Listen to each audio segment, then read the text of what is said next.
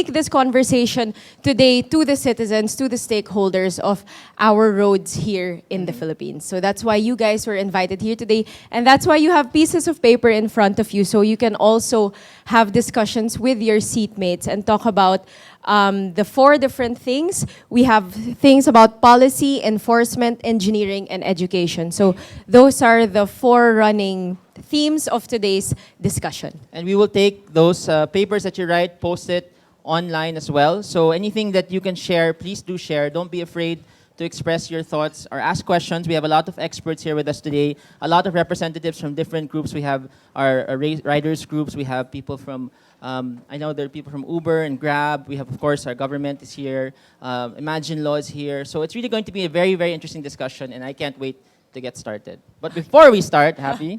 Okay, so I have a question to ask you guys. So all of us here, we're around a little less than 100 people here with us today in the Rappler headquarters. I want to ask you, how did you get here today? So if I call your mode of transportation, all you have to do is raise up your hands. We won't make you move around too much.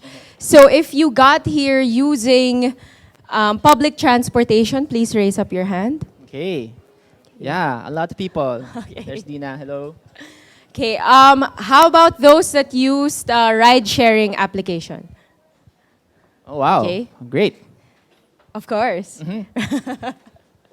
And how about those that came here using private vehicles? You drove yourself. Okay. Something more interesting. Did anyone walk here today? Walk. Great. Okay, so you got a lot of steps on your Fitbit and bike. How about anyone biking to get here today? One there. 1% here, okay. Motorbiking. Motorbike. Motorcycle. Motorcycle. Of course, Oh, this. wow. Salamat. Okay, anything else that I missed? Anyone fly? No. Skydive. Okay. Okay, maybe some people from the mall, they came here. They just walked in. Yeah, walked in. Okay. So those are the things we'll be discussing today. We want to know, us citizens, we occupy the road, and we're the ones who will make our road safer. So that's why we invited you guys here today to talk about that. Safer Roads PH. And you know, I think this is an issue that we all know has real-world consequences. We are all affected by it, whether we are drivers, whether we are passengers or pedestrians. Any decision that we make to use a road affects us all. And I think that's something that we fail to rarely internalize, and I hope this forum will help us reach to a wider audience. No? Kasi at the end of the day, these are all of us here, again, we are all advocates. We are all concerned with road safety in one way or another. But the question is, how can we reach a wider audience, the regular Filipino that either uses a road, that is a pedestrian, or a passenger or driver, so that they also feel that they can become advocates as well for safer roads. In fact, Happy, I know you have some statistics that you want to share with us today. Okay, so Zach gave me the hard job of saying the statistics. Coming in here, you saw tarpaulins. We saw the global number, 1.25 million people die because of road crashes. And we're supposed to call them crashes, not accidents. Not accidents, They're crashes, yes. not accidents. So let's put it into context. Here in the Philippines in 2014, for example, 8,666. So you will never forget this number because it's 8666. So you won't forget that. That was the number of deaths in 2014 because of road crashes here in the Philippines alone. So that is a staggering number. 86666. 666. Tatlong 6. Yes. Okay, 8,666. And globally also, 500 children are victims of road crashes as well. I think that's for me the number that strikes there, because we all know, how much one death can affect a whole family, and if it's a young death, even more. Yes. It's it's unavoidable death, sadly. So let's hope that these numbers go down in the coming months and in the future, and that all depends on each of us here today. Okay, and so to start and open our forum today, to help us also find answers to some of the questions that you might have, feel free to write down your questions in the pieces of paper in front of you. I'd like to introduce from the Department of Transportation to talk about the Road Safety Action Plan here in the Philippines. I'd like to call up here on stage Assistant Secretary Mark De Leon.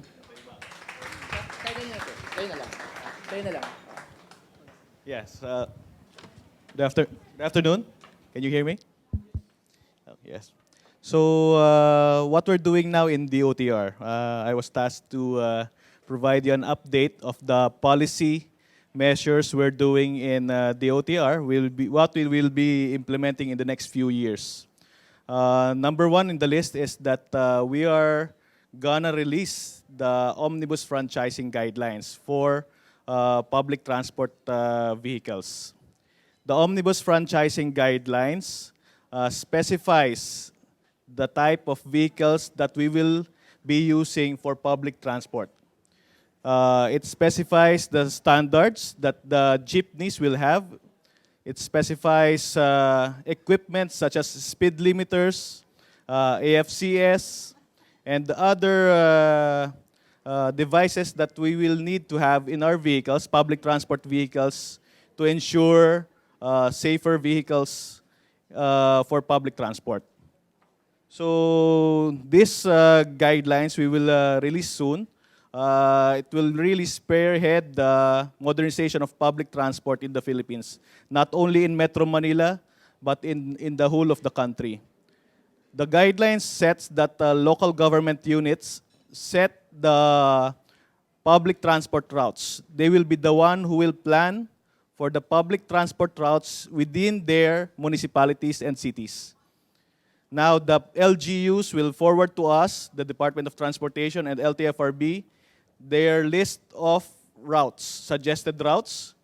We will be the one who will issue the franchises based on their suggested routes, planned routes. So they will plan the routes, they will identify which type of mode of vehicle, how many vehicles will be needed for that route, and we will approve them. LTFRB will then in turn provide the franchise. So that's the process that we will be revolutionizing for public transport for the Philippines.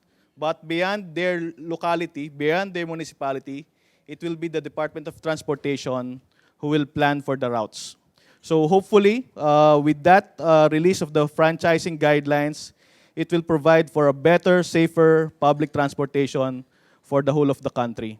Why do I say it should be safer? There are lots of our routes or lots of our areas in the country, especially in the countryside, which has poor access to public transportation. So the people are forced to walk long kilometers along the highways. They are forced to use habal-habal. They are forced to use Skylab, which are very unsafe. So this omnibus franchising guidelines sets the parameters, what type of mode of transportation will be used for which type of road. So kung highway yan, bawal ang tricycle dyan. Kung highway yan, bawal ang habal-habal dyan. Yun yung aming i-release within the month. We promise that we will release that within the month. So another is driver education and driver licensing. LTO has already mentioned that they're exploring improving the licensing system for the country. Meaning, what we have now, yung professional tsaka non-professional drivers, they have the same licensing exam, the same set of questions, the same set of exam procedures. But we all know that to be a professional driver, you need to have a very special set of skills. For example, a truck driver will have a different skill set required to drive the truck, especially yung mga very highly dangerous goods na vehicles. The same with public transportation. Public transport drivers, we are telling everyone, should have a very special professional driver's license. Bakit? They need to take care not only of their vehicle, but also of their passengers, of those who are using the streets. The pedestrian, they should have very good appreciation of their driver behavior, of their courtesy towards commuters and pedestrians. So that's what we're doing for driver education. For better management, for road management, the Department of Transportation, with the help of World Bank, has adopted this driver's system, DRIVERS. It shows in a map form the location of accidents in the Philippines. So it will show you black spots, heat maps of road crashes. So it will provide you a glimpse of where are the most accident-prone areas in the Philippines. So for public, the government, the one who's planning the roads, it will provide the DPWH and the local government units a good glimpse of how unsafe the roads are. So any intervention, they can focus on that area because you already have an indication of where are the accident hotspots are. Okay, I also mentioned nga, earlier is the release of the OFG. Included in the OFG is the requirement of a speed limiter. The speed limiter was passed into a law last year, and the OTR, with the help of our colleagues, Imagine Law, and other organizations, other national government agencies, has already crafted the IRR for that law. It's soon to be released. So it will be effective 6 months after the release of the IRR. So it sets the maximum speed of public transportation, trucks that will use the roads in the Philippines. Also set to be released is the IRR of the Anti-Distracted Driving Act. So hopefully that two laws that was passed last year, the Department of Transportation will already be ready to release within this month. Okay, that's it. Any questions?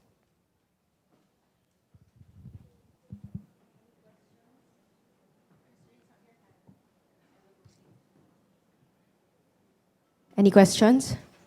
Panahon na para magtanong. I just want to add that the DOTR, with the help of our partners, Imagine Law, Ateneo School of Government, is updating the Philippine Road Safety Action Plan. We will be having a validation workshop this coming Wednesday. And I think if the venue will allow it, everyone is invited to attend, to participate, and contribute to the update of the Philippine Road Safety Action Plan. We need everyone's contribution, inputs to that Road Safety Action Plan. We want a Road Safety Action Plan which is very strategic, which really aims to improve the road safety in the Philippines. Thank you, Asek. Okay, if you have questions later on for him or suggestions, you can write it on the cartulinas in front of you. So, sir, we will give you po lahat ng mga cartulina namin today for the action plan. So, seryosohin nyo yung cartulina. Totoo yan. Sasubmit po namin yan sa Department of Transportation. So, are you guys still okay? Okay, are you talking to each other? Okay, if you don't want to talk to each other, let's talk online. So, a while ago, we had a survey of how you got here. That was actually done on Rappler's Twitter account. So, if you check it out, what do you think? 55% of people who responded to our online poll said that they, what do you think? Public transportation, correct. And then next we have 31% private vehicles, 11% ride-sharing apps, and only 3% using motorcycle and bicycle. So if you are online and you have a Twitter account, go to the Rappler Twitter account. Maliit lang yung phone ko, hindi nyo makikita. So you can see it. It's live right now. I am looking for my co-host, Zach. We will start the roundtable discussion. We will start the roundtable discussion soon. So again, guys, this is about you. So please don't be afraid to ask questions. Yes. Has the government ever considered owning the public transport, like making it state-owned? Okay, we will ask that because we actually have people in part of government in the roundtable discussion. So, did the government ever consider owning public transportation? Okay, so. Yeah. The government is planning to have, for example, the BRT system. It plans to consolidate the operators of the buses along EDSA, along Quezon Avenue, and have a maximum number of operators per route. So it's short of having government running the system. So aside from a limited number of operators, we will consolidate them, and we will be having a IT-enabled bus dispatching system. So yung nakikita natin sa Singapore, in other countries, in first world countries that has a good dispatching system for buses. Alam mo kung kailan darating yung bus mo, we will have that in the next 2 to 3 years. So to own the system that manages it, the public transportation. It will still be managed by the current operators. We will ask them to consolidate. We'll ask them to consolidate to have a better fleet management, better bus dispatching system. Okay, thank you. There was another question. Yes. Hi, my name's Paula. I was wondering, how close are we to implementing a regulation that requires parents to put children in car seats? I heard that Congress is also planning to pass a law on requiring car restraints.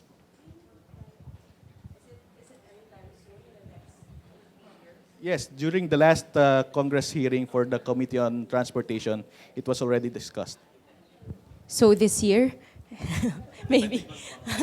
Depending on Congress. Ask your congressman daw. Yes.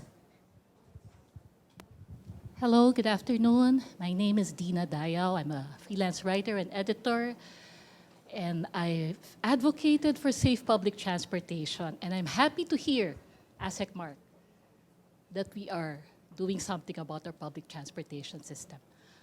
As you know, 8 out of 10 people in Metro Manila take public transportation. And it's high time that we really improved the lives of the supermajority. I think, I wonder if there is any policy in government, whether in local government or at the DOTR, that all public officials take public transportation as their first mode of choice as they conduct business during office hours. I know that they do this in Chicago, and they have made, the mayor himself, or the former mayor, used to take the train, and he found that this is a way for him to really know what it's like to commute, and to really know how people need public transportation to go to school, to go to the hospital, to go to work. So is there any policy in DOTR or in any local government that says the first mode of transportation by any public official during office hours is public transportation? You need not look far. Ako mismo ay ride public transportation. Ngayon lang siguro na nagkaroon ako ng sarili kong driver dahil naging official ng government. So, bakit natin hindi ginagawa yung ganong sistema? Because right now, we honestly, we accept it na talagang very poor ang ating public transportation. It's unreliable, it's unsafe. Imagine if I am the government official, I carry lots of documents with me, tinitake home ko yan dahil hindi kulang yung 24/7 sa akin in my office work. I take public transportation, it's very unsafe, unreliable, hindi ko alam kung anong hours ako darating sa aking opisina. So some officials, some people, a lot of us here still prefer private cars, di ba? But the department is really focusing on improving land public transport systems, rail transport systems. We are embarking on a very build program natin. Talagang it's something that the secretary seriously pushes for, the build program. Hindi lang yung public transport, yung mass transit system, but including yung land public transport system, land-based public transport system natin. So, your views na public officials should take public transport. Alam namin yung problema that common citizens encounters. Alam ng planners, alam ng policymakers yung problema. That's why we are really pushing for the modernization of our public transport. Thank you, ASEC. Unfortunately, they're already queuing to me that ASEC Mike Dalia, you have to go already. You have a hearing. Up So, to 5 minutes pa, sige. are you sure? Okay. He raised up his hand first. I'll go there, and then to you, ma'am.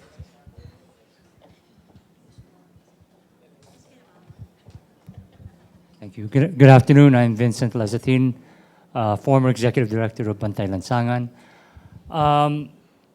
My observation when it comes to public policy is a lot of public policy is not based on evidence.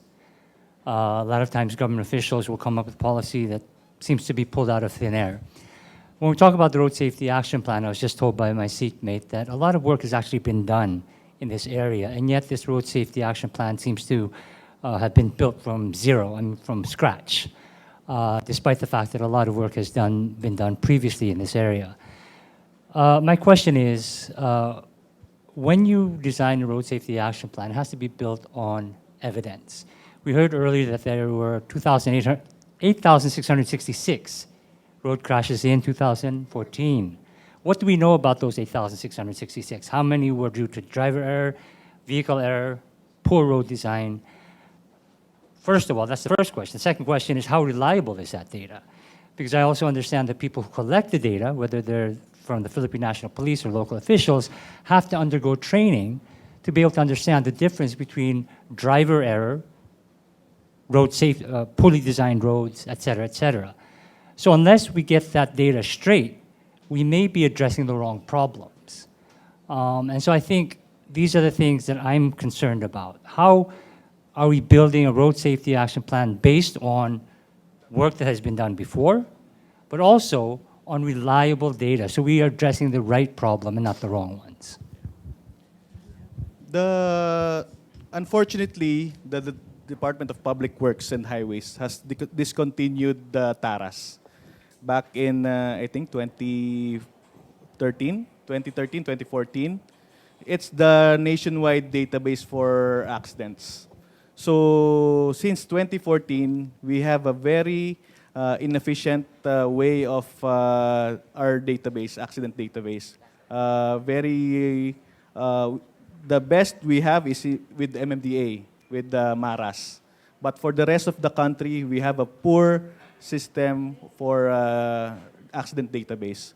So we are addressing it now through the driver system. We will be tapping the HPG today. Where we went to HPG for their anniversary. We're supposed to sign a memorandum of agreement for them to help populate the driver's database, the accident database. So you're right that any road safety action plan should be based on statistics, on good parameters, so that our responses should be strategic. Hopefully, with the driver system that we're planning to populate with the PNP and even the LGUs. The LGUs has their own traffic units. So hopefully the driver system will provide that very good database for accidents. Thank you, ASEC Mark. You have to go already. Your staff is telling me that you have to go. So they will come after me. But the team will remain and they will actually join the roundtable discussion. So they will be able to answer your questions. So thank you very much for joining us today from the Department of Transport.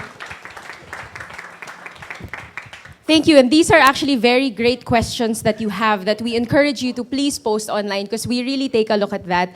A while ago, we also flashed a slide to answer your question if you wanted to see the breakdown of the data, what kind of crashes happen here in the Philippines. So, nakagawa na ng infographic ang Rappler dyan. So, they flashed it a while ago. Maybe they will flash it again later on. So, we will move on finally to our roundtable discussion. I will turn over the microphones to our moderators for today.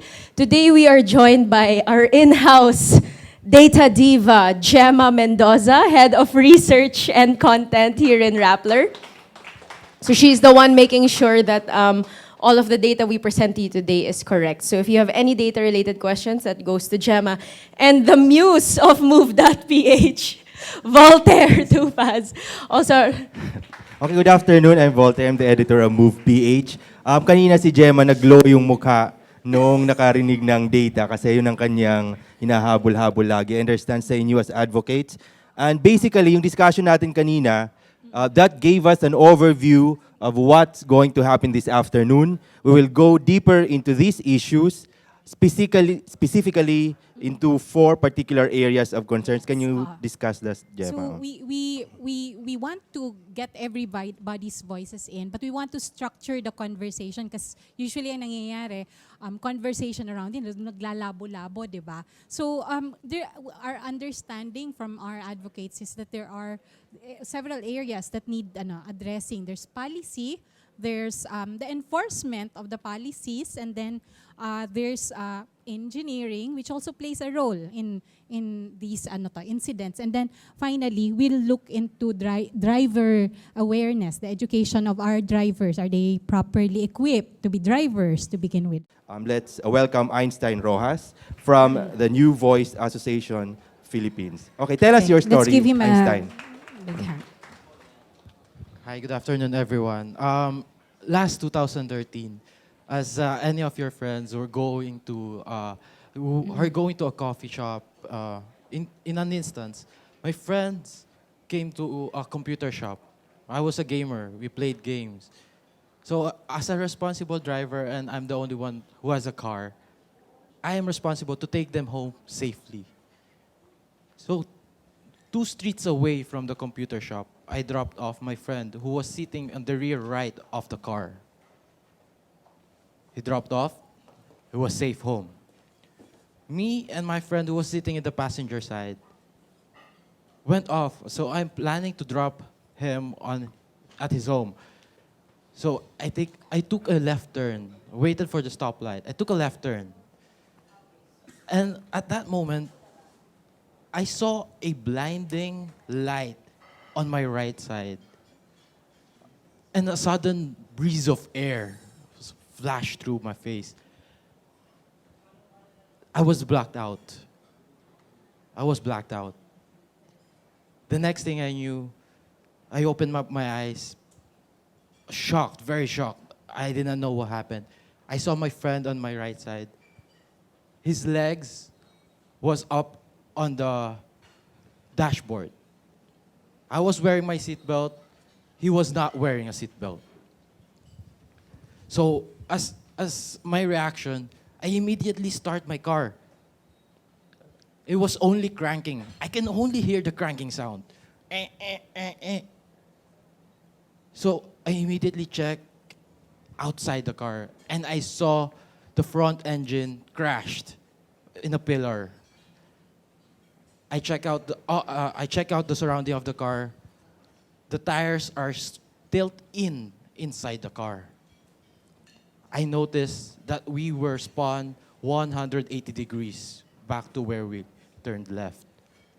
And I saw a container van 1 street away from our crash. So I panicked. I called my parents, crying out for help. Mama, nabunggo kami.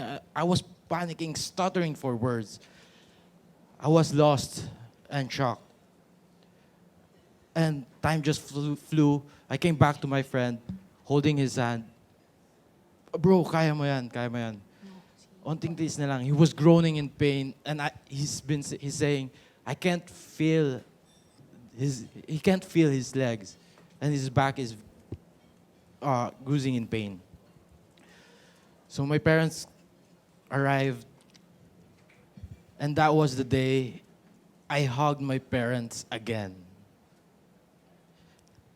And at that moment, I was asking myself, bakit sa akin nangyari to? Bakit sa akin nangyari to? At ngayon pa. And now I know the reason. That's why we are celebrating here today, the Global Road Safety Week, to slow down. And what more if there was a child who was there in the crash? So let us slow down this week or any other week in the future. Let us slow down. Let us slow down for kids, and let us continue to save more lives for the safer roads for the Philippines. Thank you. So Okay. that's Gemma, thank actually you, very Einstein. interesting. He mentioned one thing very interesting to me. You looked at whether they had ano yan, seatbelts? Yes. Okay, I mean, to begin with, may naging fatality ba dun sa... Hopefully none, because naman. Okay. the container van hit us in the gas tank, near the gas tank, and that was where my first friend dropped off sitting. Because she wasn't... No, the Where? one in the rear side dropped off na sa house niya. Okay. So buti na lang naka-drop off ko na siya. Kung hindi, So it was a close call. yes, he could be a statistic It could right have now. you could have been you could have been a has-been. Okay. Sorry about that.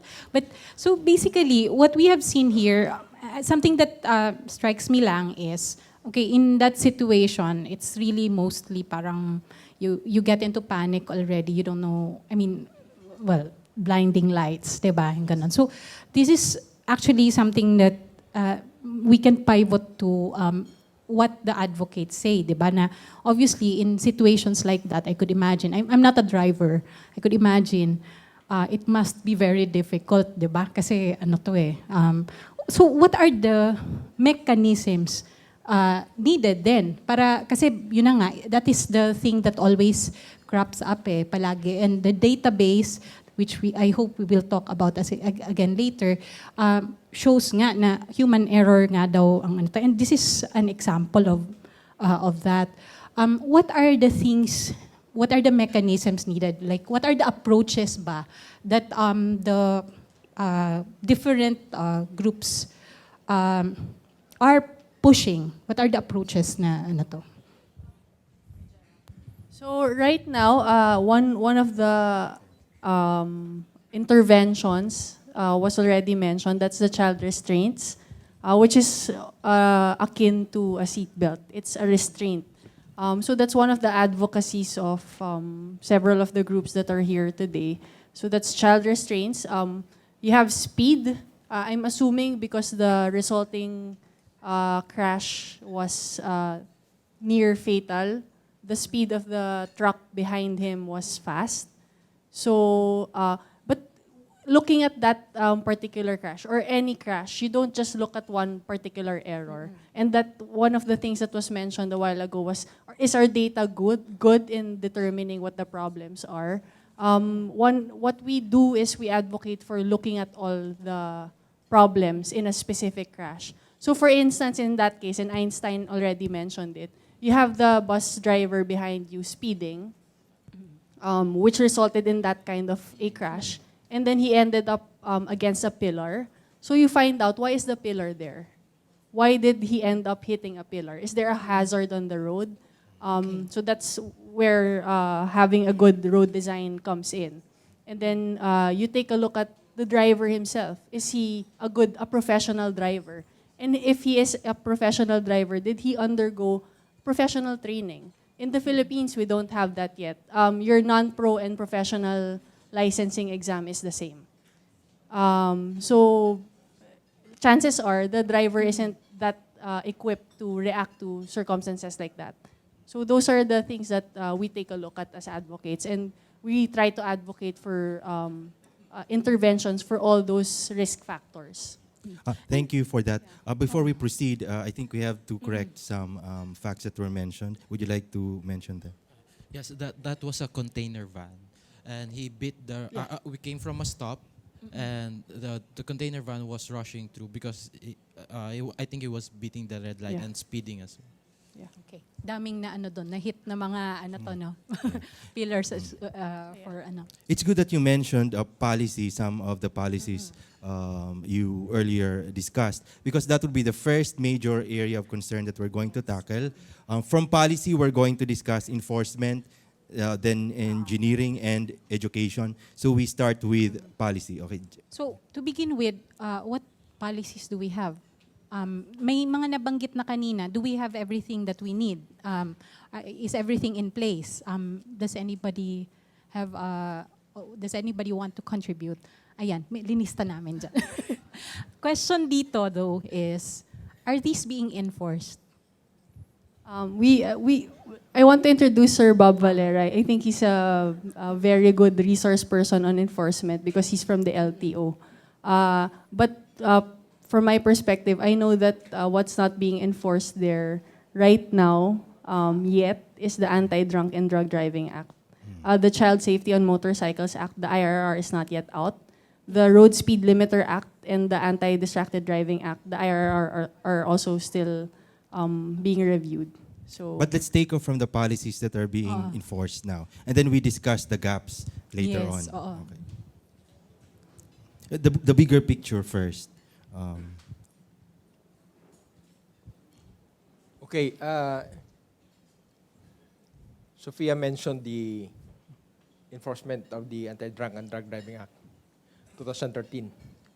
Right now, we are limited because of the number of alcohol breath analyzer. We currently have only 150 ABAs to be used nationwide. We already distributed that nationwide. So right now we're asking for additional 300 units. And of course, we need also the help of the other enforcement agencies, such as the MMDA.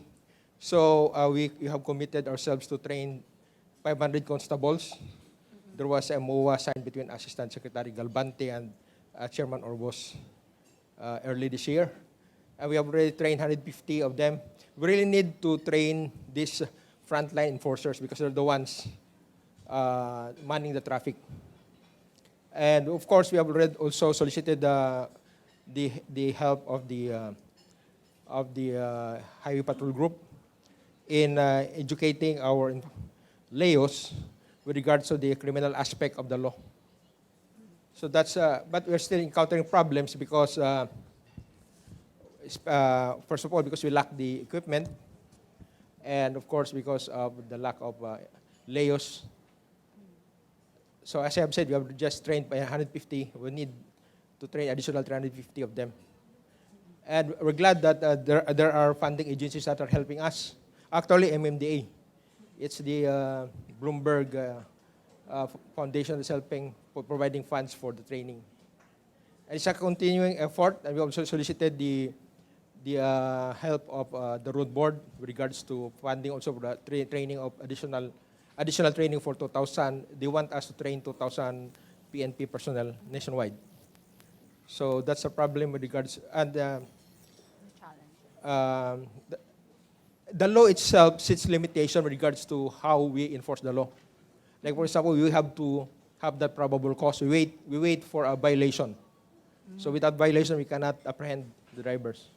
Even if they are like zigzagging? Even if we see them, no, that's a violation. Okay, that's a traffic violation. violation. That's a So- probable cause. But, And we have to follow the protocols that the IRR have set. Like for example, you have to conduct 3 sobriety tests, and then the ABA. That's if the driver fails, then that's when we conduct the citizen's arrest and bring him to the nearest police station, and then inquest and filing of charges. Okay. Okay. With regards to the seat belts, that's the number one violation being enforced by LTO nationwide. That's the number one violation. And we have funds because of that, because all income coming from the seatbelt law goes back to LTO. That's we're using that for our advocacy with regards to seatbelt. Okay. Thank you, sir. If you would like to stand up and share your insights, we encourage our resource speakers to introduce themselves for purposes sorry. of Yes. documentation, because we are live. Yes, I'm sorry. I'm Roberto Valera, the chief of the Field Enforcement Division of LTO. Of LTO. Okay. Okay, thank you, sir. Welcome to the- Can we first scrutinize the particular policies mentioned by ASEC, Mark, earlier, on speed, on routes, and training of drivers? Who would like to address first? Do you have any rejoinder on the specific policies that he mentioned earlier before he Or left? are there gaps in these policies? Yeah. As medyo may nabanggit na po kayo kanina. Yes, actually, I used to head the Traffic Safety Division. I've just recently transferred to the Field Enforcement Division. We are now preparing the different reviewer manuals for driver applicants, specific to the restriction code that you're applying. Like for example, if you're applying as a driver of a truck, we will give you your reviewer manual for that, specific for that. And we will have the exams that we'll be giving that will also require you to have knowledge on the specific job that you want uh, apply for. Like, for example, if you are a truck driver, then you will be taking that exam. And right now, we are also in the process of considering including sa driver simulation or simulators in the issuance of driver's license. Because right now, you only need to pass the theoretical exam and then the practical.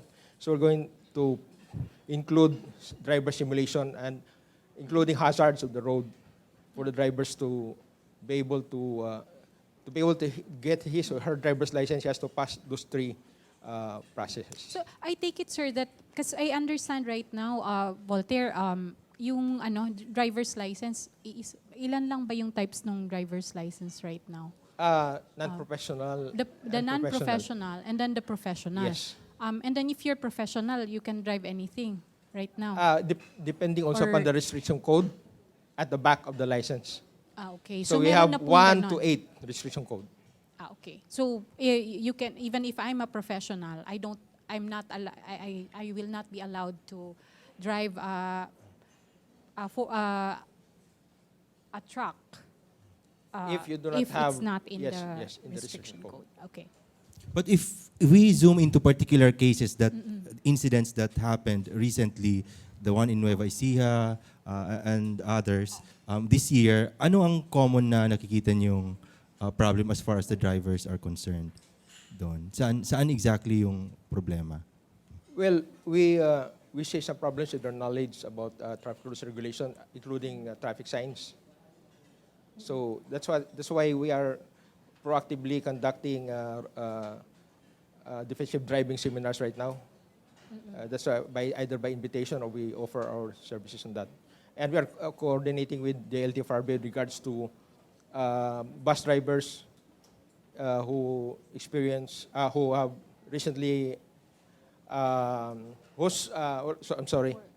bus franchises who were suspended by LTFRB because of the accidents of their bus drivers. They make it as a requirement for the drivers to undergo a training seminar in LTO before they will be able to, before their franchise will be reissued again, or they will be allowed to. So meantime, sir, I noticed kasi you were talking about that. One of the stories that we just published recently is saying that there's a suspension lang of roughly 30 days. I'm not sure about for the number some of days, but as far as LTO is concerned, the drivers need to undergo a training and exam. So we conduct a pre-test prior to the seminars that they undergo, and then a post-test. Only those drivers that passes the exams will be recommended for or be allowed to drive again. But I understand the LTFRB is also has already the driving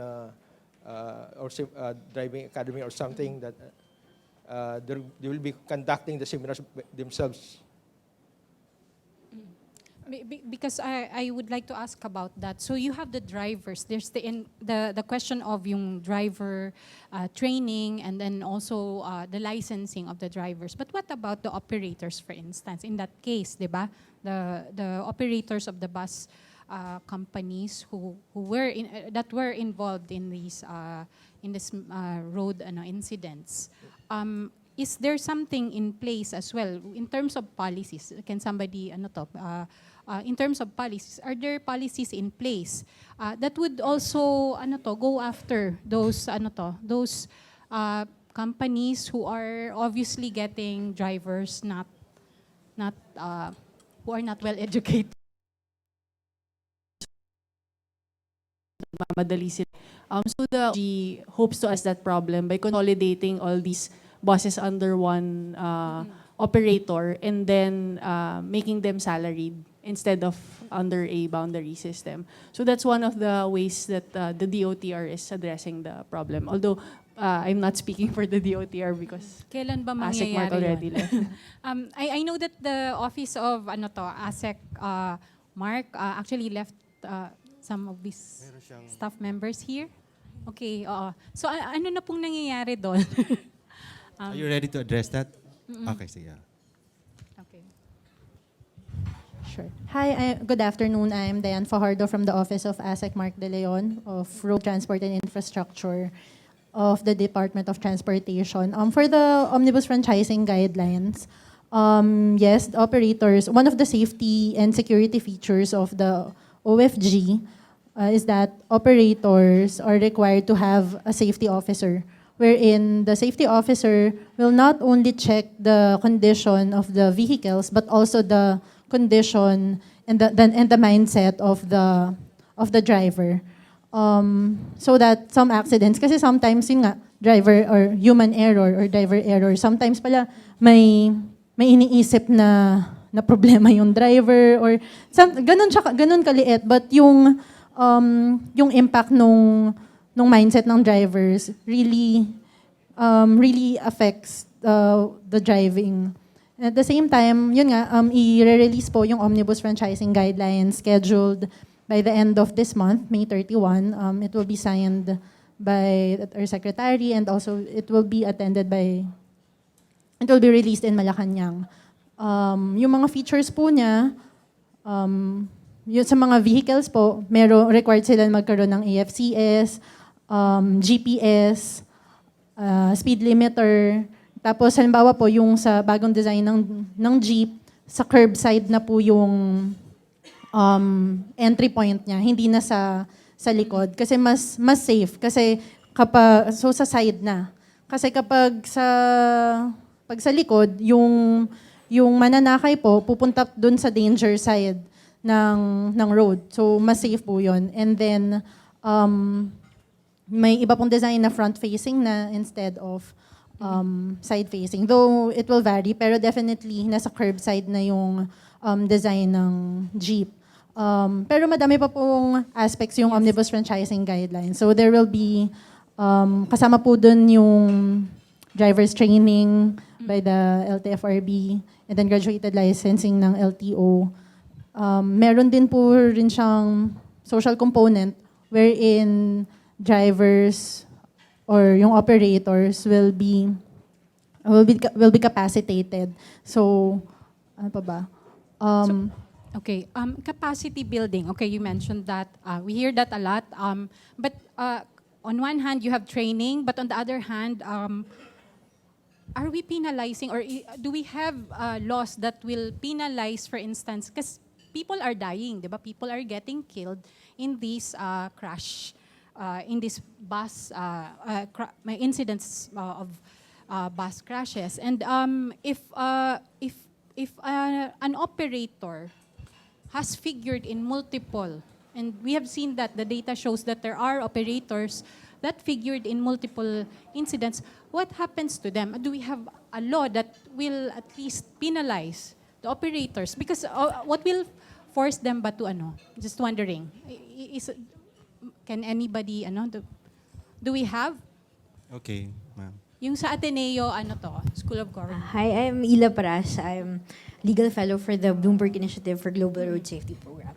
So essentially, the laws of the Philippines actually have they have civil laws and for common carriages, which includes buses. Actually, there's an extraordinary diligence liability for the operators already. So when there's death that has occurred, automatically the carriages, the bus operators are liable for that. But there's a distinction between the civil liability and the criminal liability. So and were there companies who were held liable already? Well, yes, there are. But I think one gap there is there's a question of whether the liability of the operators would have to be increased. I think it's always been discussed in a lot of forums and different seminars that the liability is the indemnity for these operators are very minimal. So from 50,000 to 75,000, which does not compensate for somebody's life. And then there depends also on the damage that was done. So if there was also damage to the property, which is the vehicle, and then apart from the hospital expenses and rehabilitation of the victim. Okay. We have drivers here. Meron bang kayang mag-drive ng truck dito? Or ng bus? Wala. But definitely we have riders here and other drivers. Let's ask them to react to the policies that were mentioned earlier, the initiatives that were mentioned by Dayan in particular, and to the other insights given. Okay, sir. Do you have a microphone?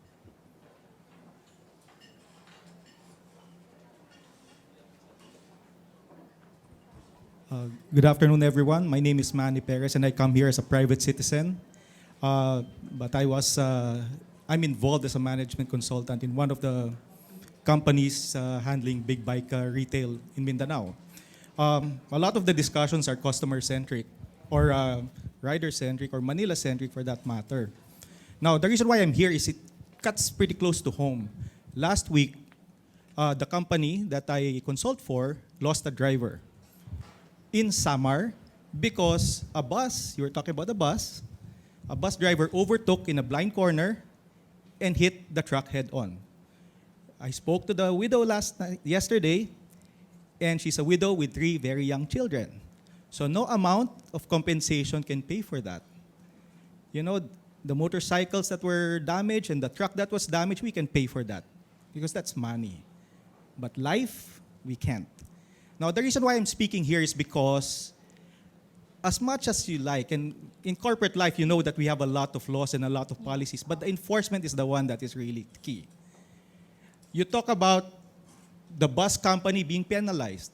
We studied the bus company that did the accident, and I will not make mention of that name.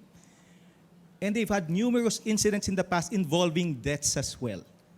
And yet they continue to ply their route. Now, so where is enforcement? The second is education and training. Common sense as riders and drivers, and my friends and my brothers here, I think are riders as well, you know, we know our policies, we are advocates of safe driving, but God, a good bus, a good motorcycle, a good car with a bad driver is still bad. Right? I've had my share of my accidents caused by somebody else, of course, and I doubt myself whether I was the one that caused it.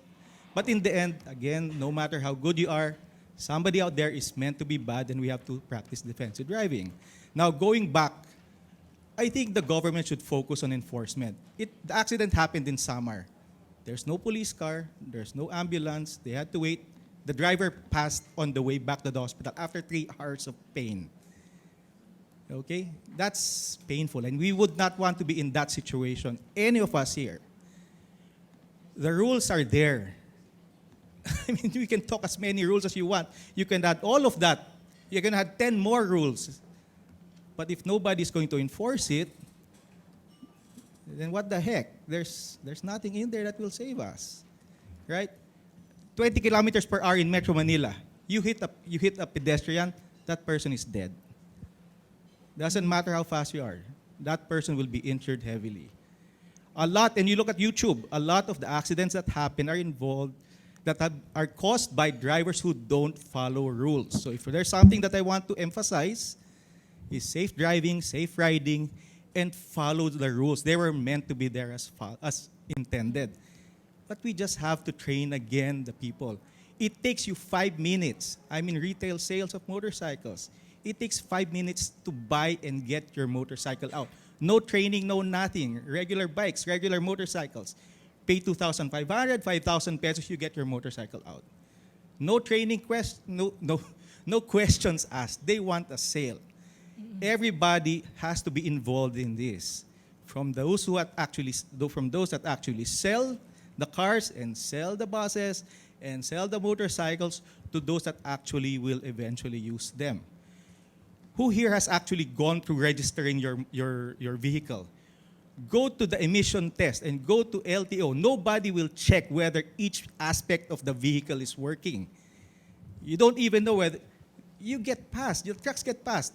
No brake lights, no headlight, weak brakes. Everything is there for us to enforce. But unfortunately, no one is enforcing. So I guess I'll move into that type of discussion. I would think Let's focus on the enforcement side. I think we have more than enough laws out there. So actually very interesting point. Tapos kanina binanggit po ni ASEC na one of the things that they're looking at is even giving the LGUs, 'di ba? Some latitude in with respect to this. We'll flash one data yung let's go to okay. Okay, good afternoon. I'm Engineer Emilio Labor from the Metropolitan Manila Development Authority. Additional doon, on the part of MMDA, we have our own traffic academy. Itong ating traffic academy undertake a training program doon sa mga e-ring drivers.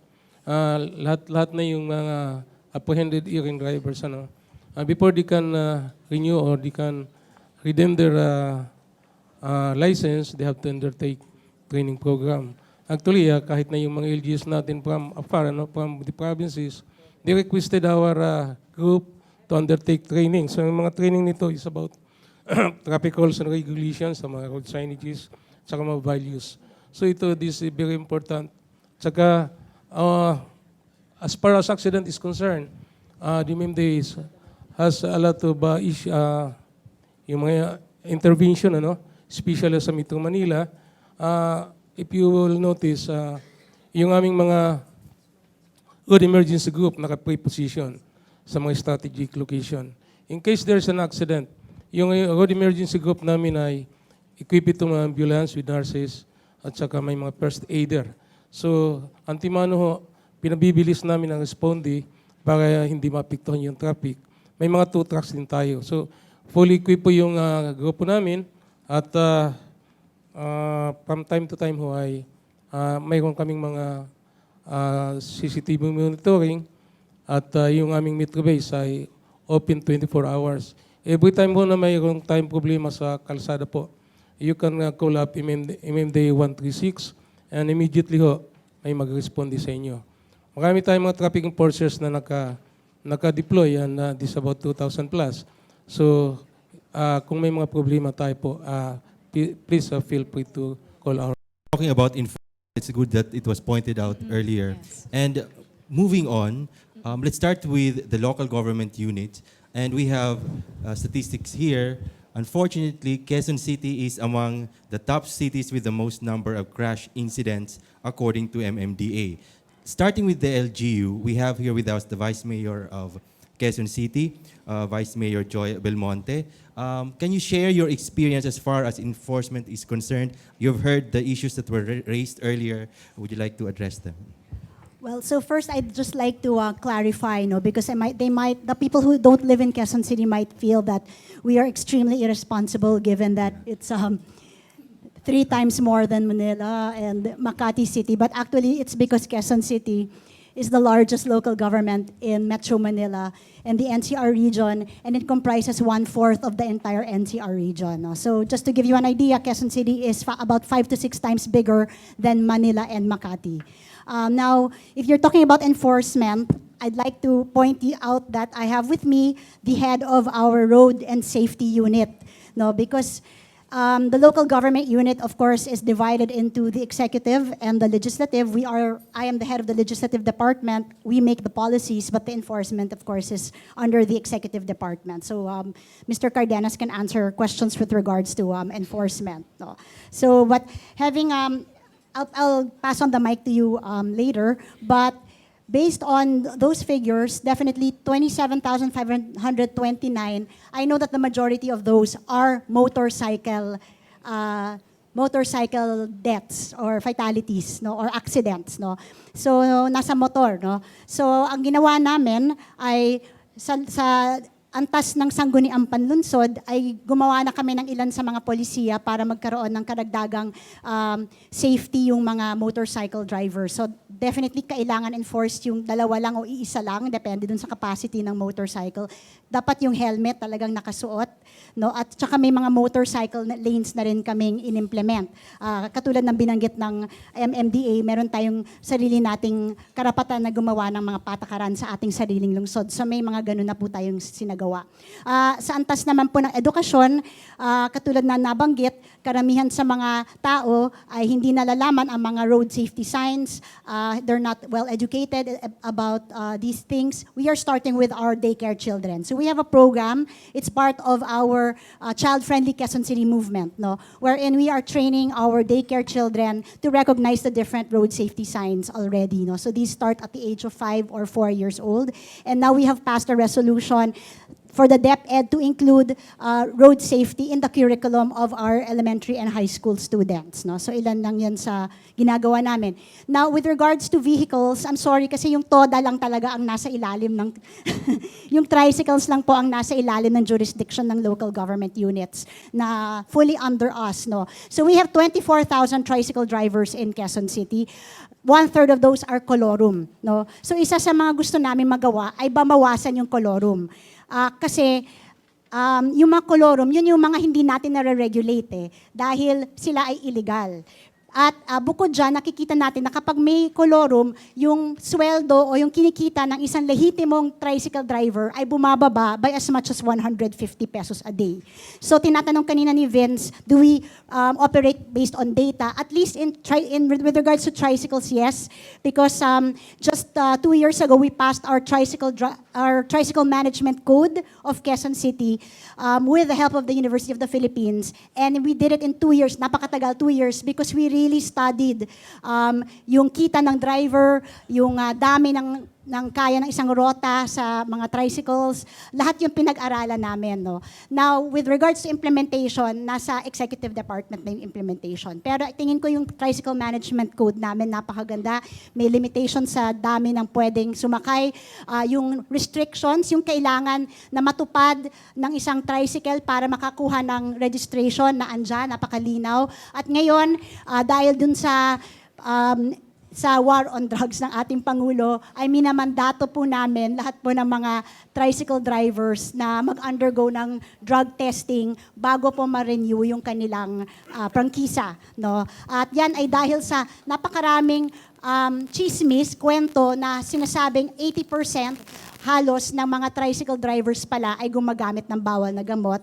And it's also because of the behavior. Bakit? Hindi naman sila masamang tao, but it's because the kita nga is so low, kaya nga gusto natin mawala yung colorum para tumas ang kita, nagkakaroon po sila ng dalawang trabaho, pang umaga, tsaka pang gabi. Kaya, dahil sa kakulangan ng tulog, sila ay gumagamit ng bawal na gamot. So it's connected. No? So I just want to point out these things to all of you here. No? But with regards to enforcement that you mentioned, maybe we can ask our traffic enforcement officer to answer those questions. In particular siguro, ano yung mga roadblocks sa enforcement na nararanasan nyo?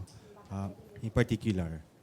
Hi, I'm Dexter Cardenas, the Chief Traffic Operations Division of the Quezon City Government.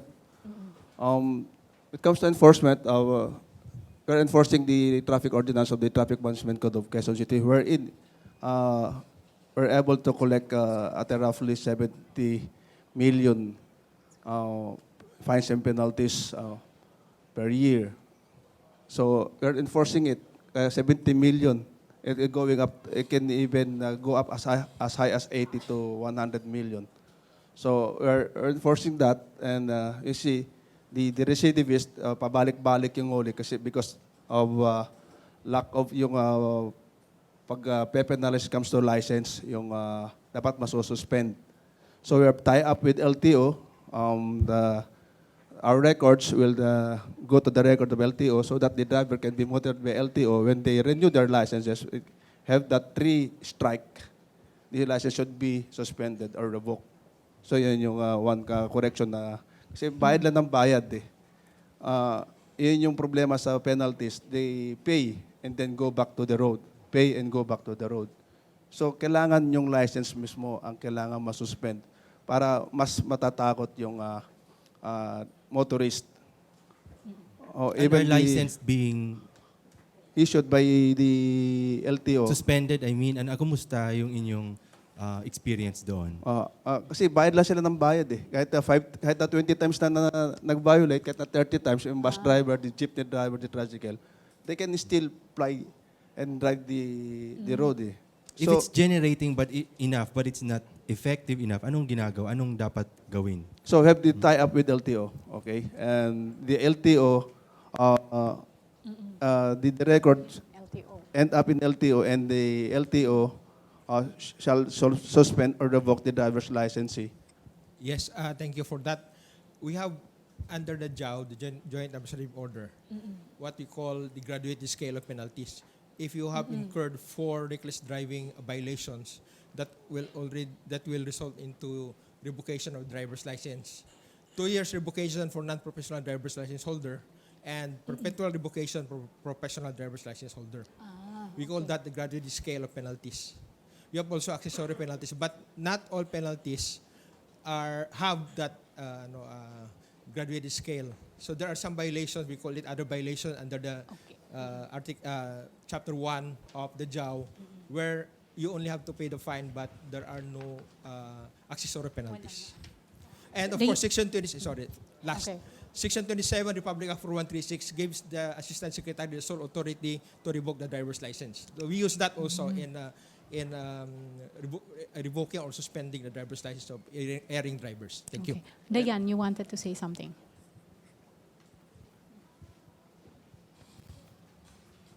If I may, on enforcement, I would like to agree with the gentleman on blue na we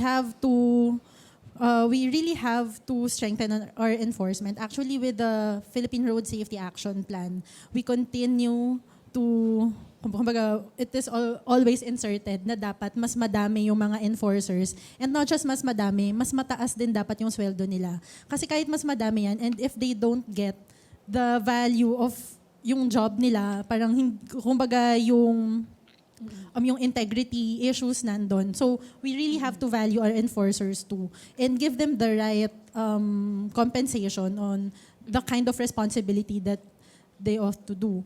And then second po, actually I would like to laud QC for having the tricycle code. Kasi po, with the Omnibus Franchising Guidelines, the LGUs will be tasked to create a local public transport route plan wherein the LGUs will be capacitated to count. Halimbawa, sa isang ruta na to, ilan yung vehicles, ano yung mode na pwede doon sa ruta na yon, ilan yung operators, ganun po. So, it includes bus, jeeps, and would also include tricycles. So, alam po namin na yung DOTR hindi niya po mandato yung mga tricycles. That's why we are also, umaasa po kami sa mga LGUs na ayusin din po yung tricycles. Kasi habang hindi maayos yung tricycles, may magko-compete sa daan. And yun nga po, road safety issue din siya. And at the same time, yung kita din ng mga drivers at operators, bumababa din hanggat may colorum. Or even kahit kung legal man na tricycle, pero they're not supposed to fly on that route. Hindi rin po. And another one on LGU accountability, we will be signing a joint memorandum circular with the Department of with the DPWH and DILG. It was crafted with Imagine Law and other road safety partners, wherein the LGUs will be mandated to set the speed limit on their local roads. Kasi po ang nangyayari, doon po sa DPWH at saka sa RA 4196, mga national roads lang din po yung covered and hindi po defined talaga. So with the JMC, they will be given a template ordinance wherein they would have to define the stretch of road na ano yung speed limit dyan. Kasi we know na mas sila po yung nakakaalam na ganito sa road na to, madaming tao. And also, it will also allow them to suggest or to suggest speed limits even in national roads. So there is a coordination mechanism with the LTO and DPWH na okay, kahit national road to, alam naman po natin sa mga countrysides, kahit national road, merong school, may palengke dyan, di ba po? So those are crowded streets na kailangan talaga na babaan yung speed limit. So yun po. And then, yung kanina po sa enforcement, yung sa mga violations and apprehensions, the DOTR, together with LTO and LTFRB, is working towards the intelligent transport system, wherein yun nga, yung sinasabi ni Asek Mark, hindi mo lang malalaman yung arrival ng bus mo or ng public transport mo, but also may interoperability din when it comes to database ng LTO and LTFRB, and hopefully pati LGUs can link in there. Kasi ang nangyayari, pag halimbawa may nahuli na driver, magsasabihin, nahuli ng, let's say, LTO, sasabihin sa gantong region, and then sasabihin, tapos mag-affidavit of loss lang, tapos kukuha na lang din ulit siya ng bagong lisensya. So hindi talaga natatrack kung yung mga violators. Kumbaga, sabi nga po ni Sir, may may first offense, third offense, tapos may revocation. Pero paano natin ma-achieve yun if hindi nga nakatrack? So those are the efforts of the department towards enforcement. You mentioned, sorry. Okay. So just to add to what you said, no? So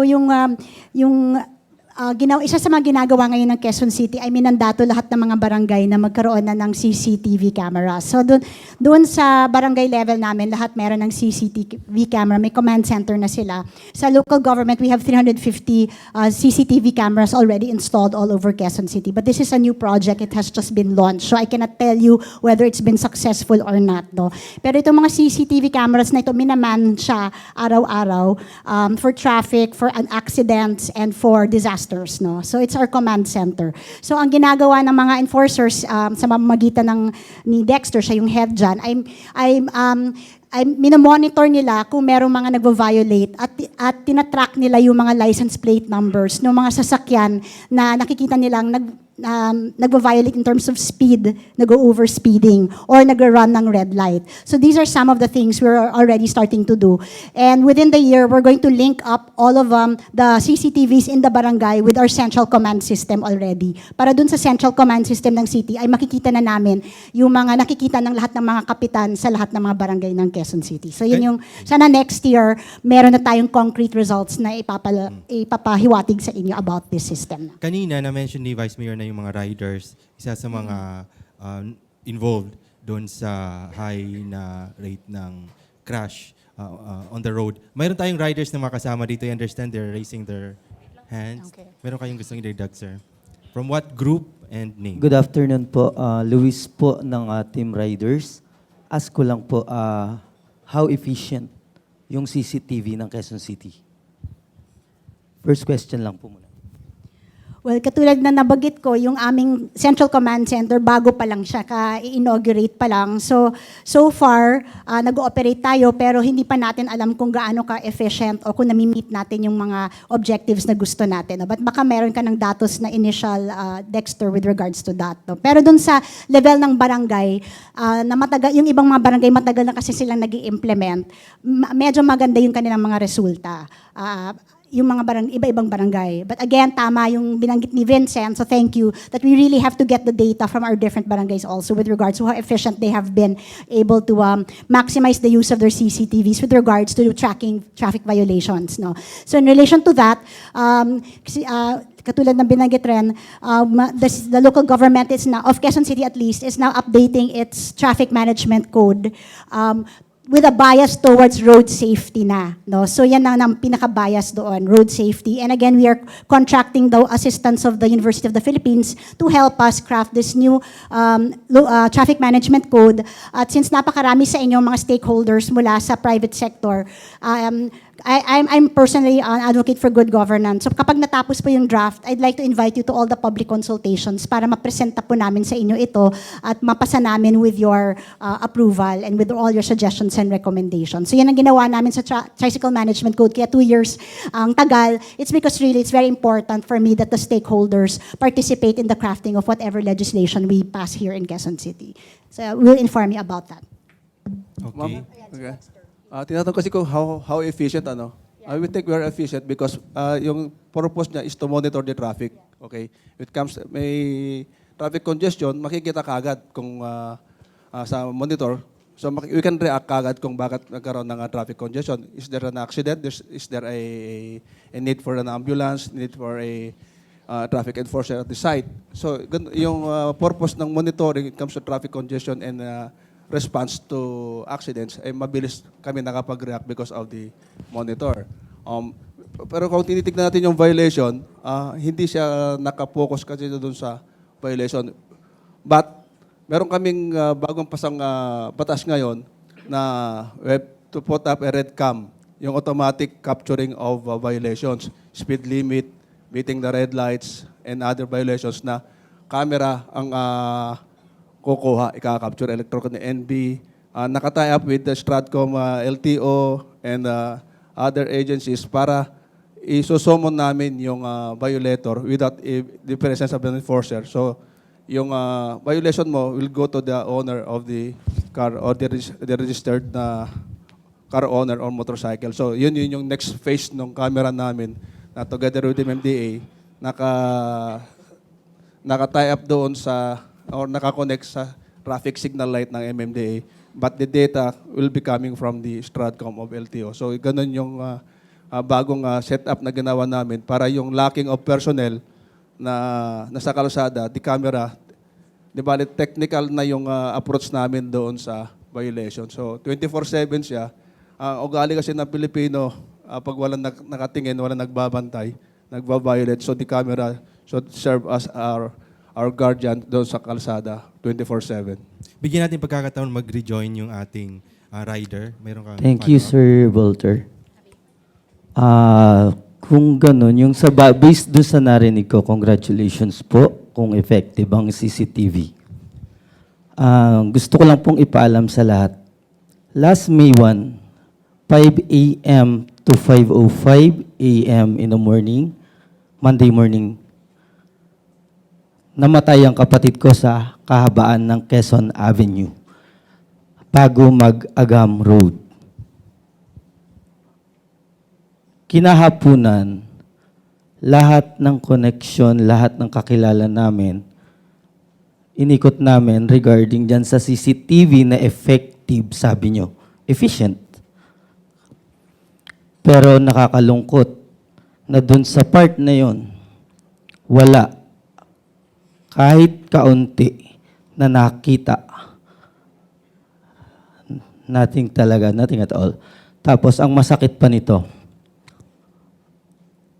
dun sa part ng, sabi as per barangay may CCTV, di ba? Gumagana ba talaga lahat yan? Efficient, sabi niya. Pero,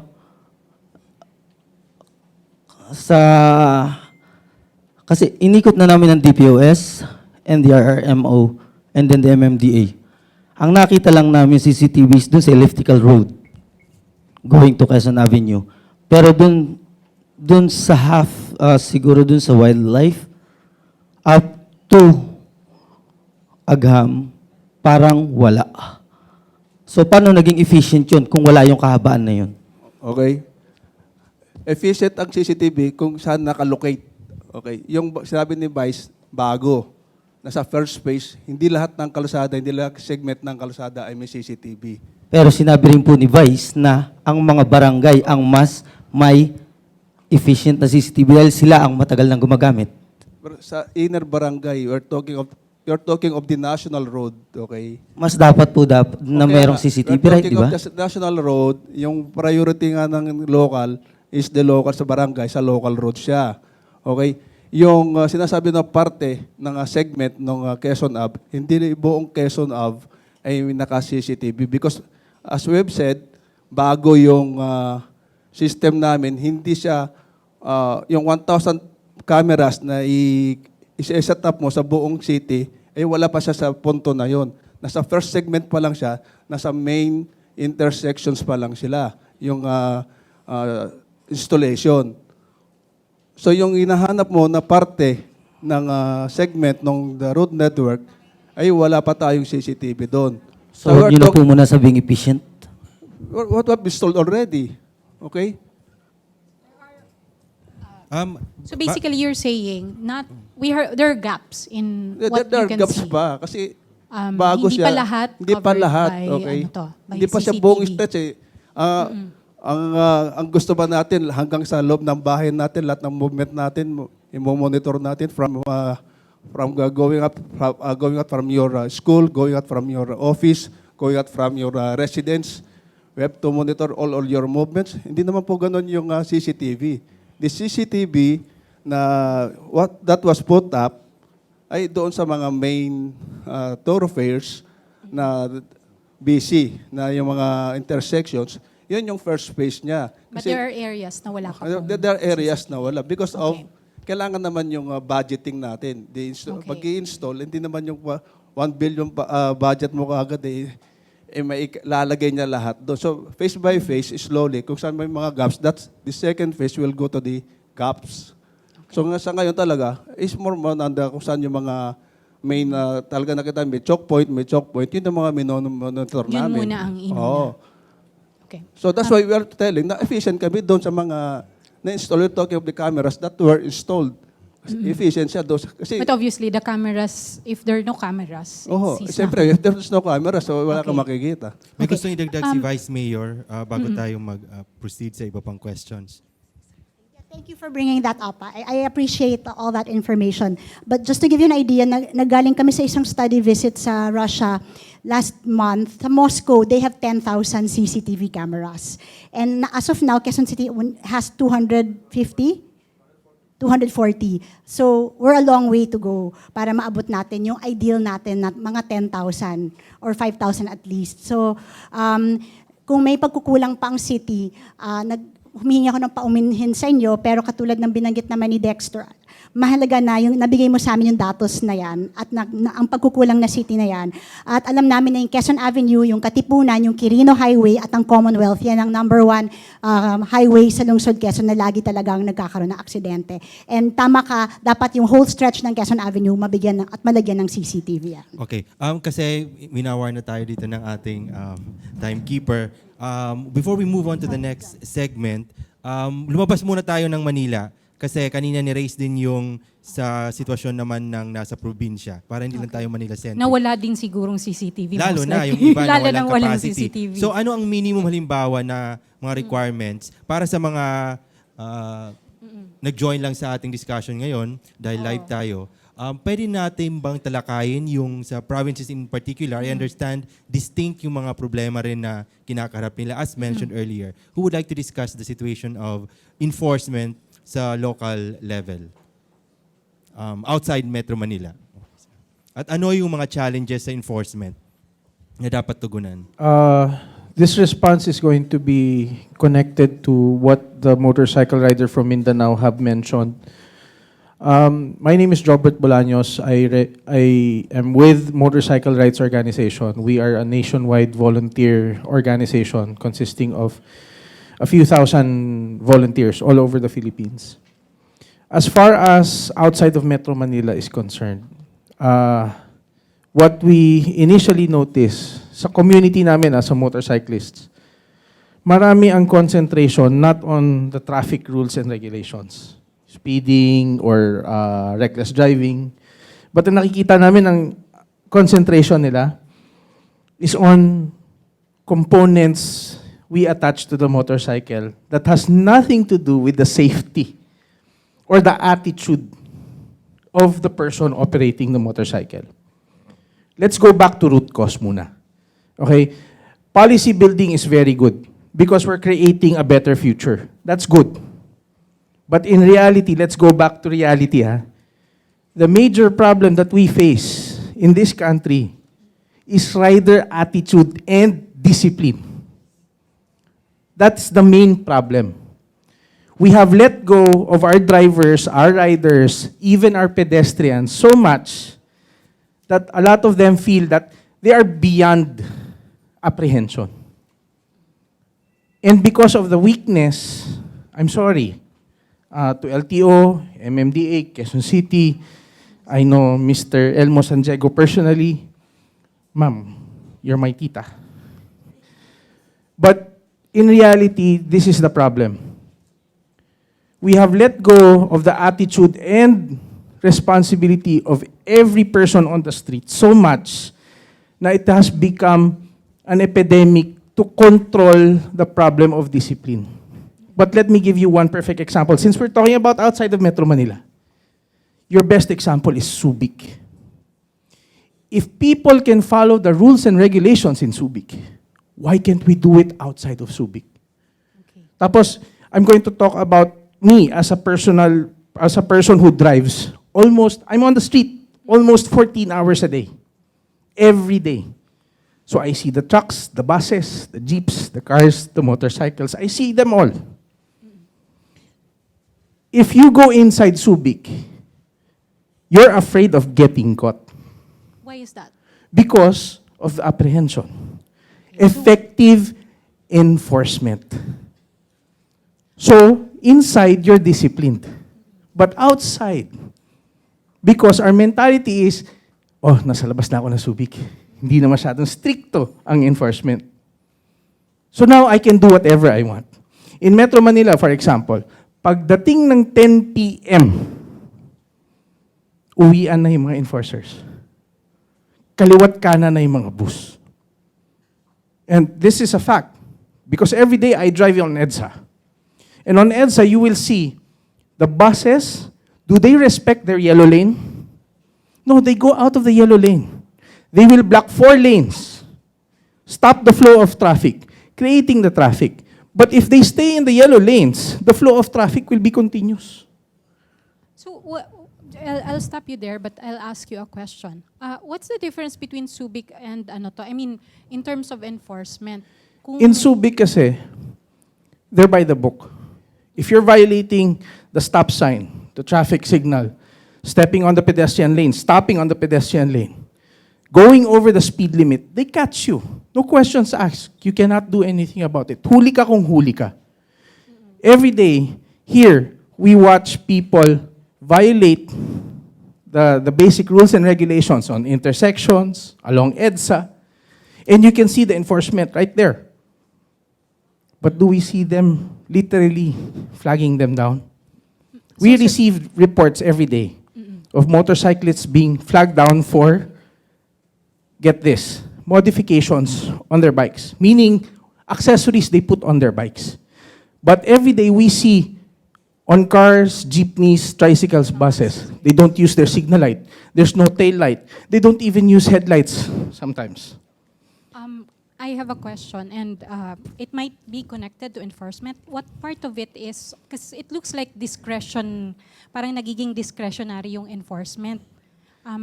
May connection ba doon ang corruption? Or is it just like walang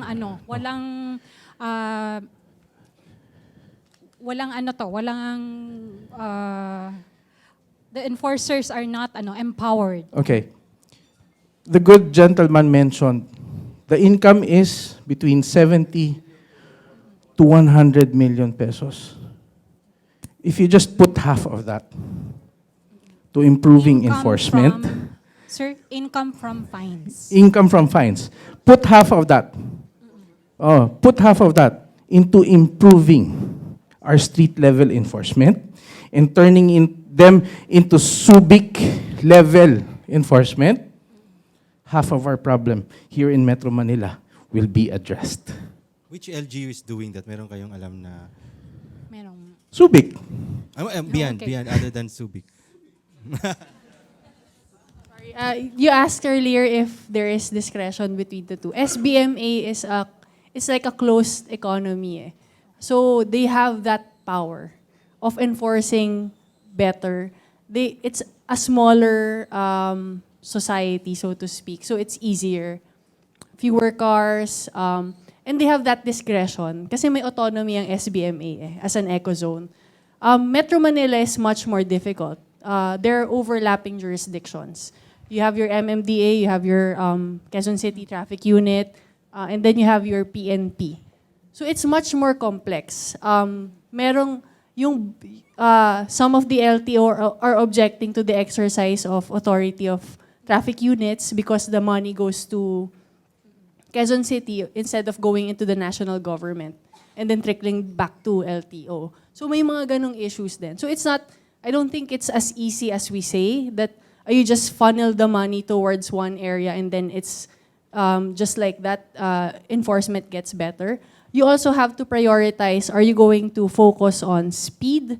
Are you going to focus on enforcing speed limits? I don't know if you guys know, but most of our traffic enforcers from LTO aren't college graduates, I think. If I'm not mistaken, they can apply as Leo even if they're not college graduate. Sir Bob can probably tell us about how low the passing rate for drink driving module for the traffic enforcers is. It's very low. And so it's much more complex than we think it really is. In terms of policy making, it's so nice sana if you take a look at a problem and there's one solution. Oftentimes it isn't. So it's really a matter of trying to find in what area can you be most effective, given the resources that you have. And admitting that there is already a problem with the data, which we are all aware of, and which Myrick from World Bank is helping us solve. And also taking a look at what are the difficulties of our enforcers.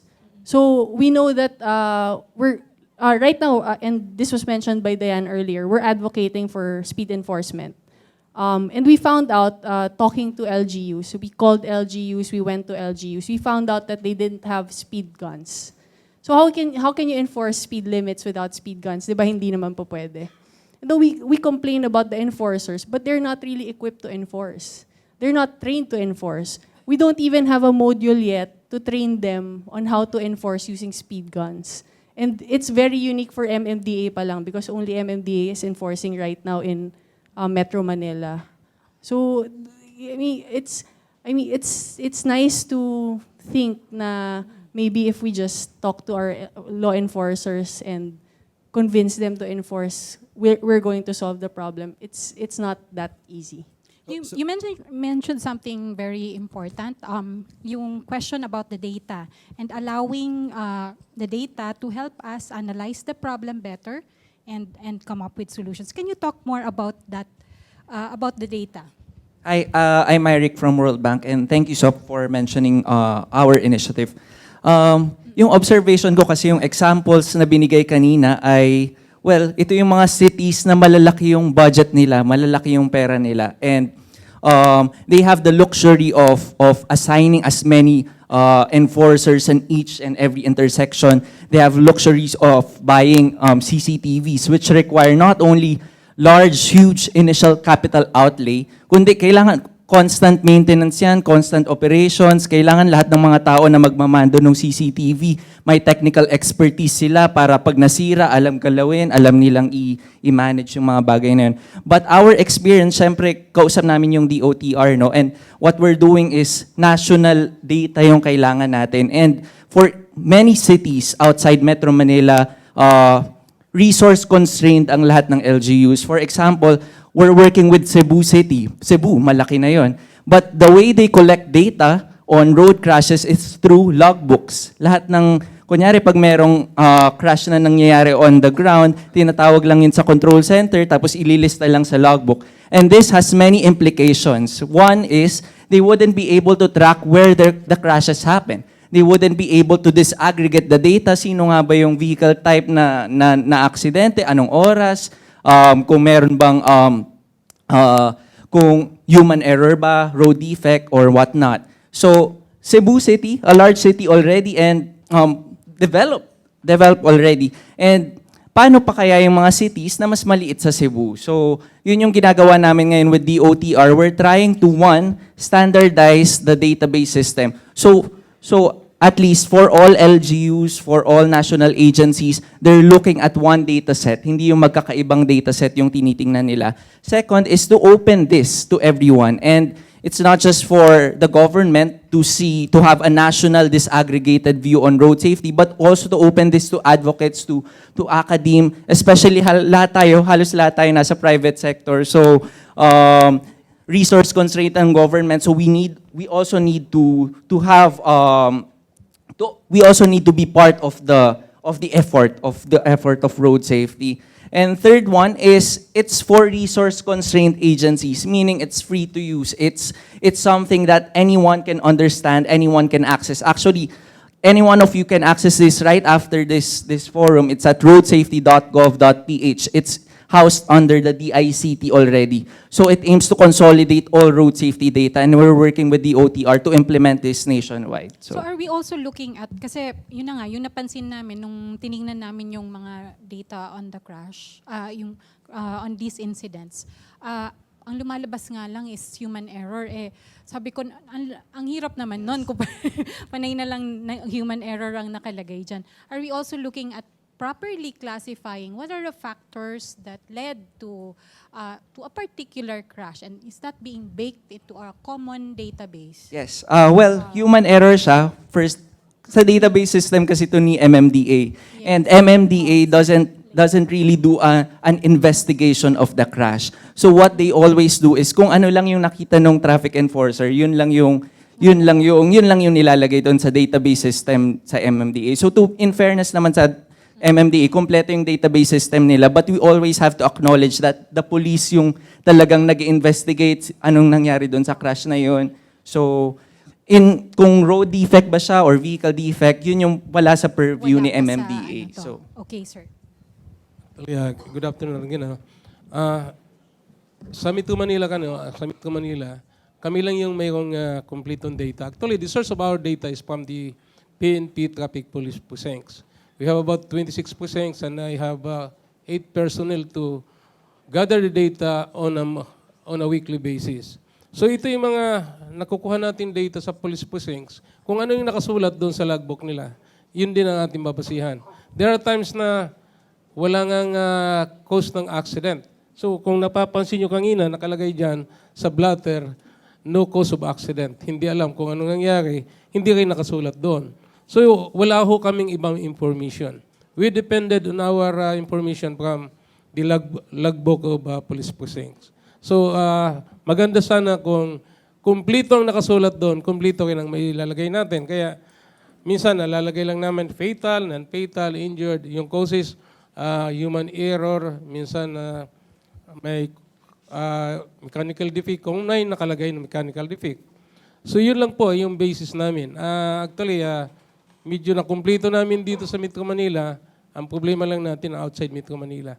Balikan natin yung kanina yung sa CCTV cameras. Yung Quezon City may 240.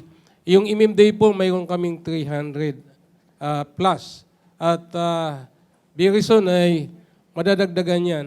Pero to tell you frankly, yung aming 300 plus ay mayroon kaming ginagamit doon sa no contact apprehension. So, do not be surprised one of these days, baka isa sa inyo, sabi kanina, hindi nakikita yung mga violator.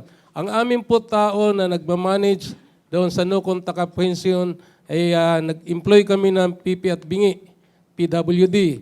So, hindi nakikialam nyo, walang naririnig sa iba yun, nakafocus lang po doon sa camera at lahat ng apprehension. Kung umapa kayo doon sa pedestrian lane, umapa kayo sa stop line, pumasok kayo sa yellow box, nagpark kayo doon sa no parking zone.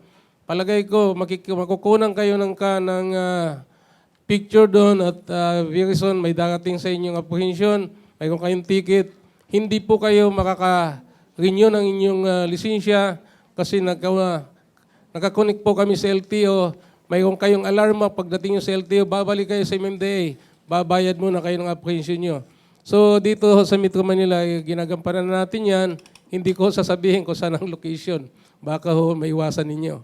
So para fair sa lahat, ako mismo ayaw kong alamin. May sasakyan din ako pero ayaw kong alamin. At ilan pa, siyempre. Pero yun po. Doon naman sa road safety, babalikan namin mayroon kami road safety park para sa mga lilit. Sa mga kindergarten, actually, every time na, especially yung weekends, punong-puno ito yung road safety park namin. May mga miniature itong kalsada, saka road safety devices like road signs, footbridges, traffic lights, may hospital, may gasolinahan, may library. Lahat po ay binibrief muna yung mga chikiting natin, mga malilit na bata. Tinuturuan muna. Ito yung mga road signs natin na makikita nyo sa kalsada. Ito yung pedestrian lane. Ito yung loading and loading bay. Mayroon tayong pedestrian crossing. Mayroon tayong edge line, broken line, yellow line. So lahat po ito ay tinuturo sa mga bata. May underpass tayo doon na lulusot yung mga bata. So tinuturuan natin as early as at the age of 5 or 6 years old. Sana po ito ay mapropagate natin hanggang doon sa ating eskwelahan, masama sa curriculum, para naman ho yung aksidente natin ay mabawasan. Hindi naman natin actually mabigat na trabaho po yung traffic accident. Every time ho tayo lahat ay involved dito, pati mga pamilya natin, sana po ay pansinin natin ang husto. Yun lang po. Salamat po. Sir, kanina nabanggit po yung value ng data nga, and babalikan ko lang po ito kasi this was done by our friends at Thinking Machines, and I understand this was based on the data that was generated that was gathered by MMDA. So can Myrick and you at Engineer Llave, can you give us some idea on how this kind of data, location data, diba? We don't have the other factors, but we have location data. The location, ito po yung location ng mga crashes. And how does that help in overall, in helping address yung mga ganitong mga incidents?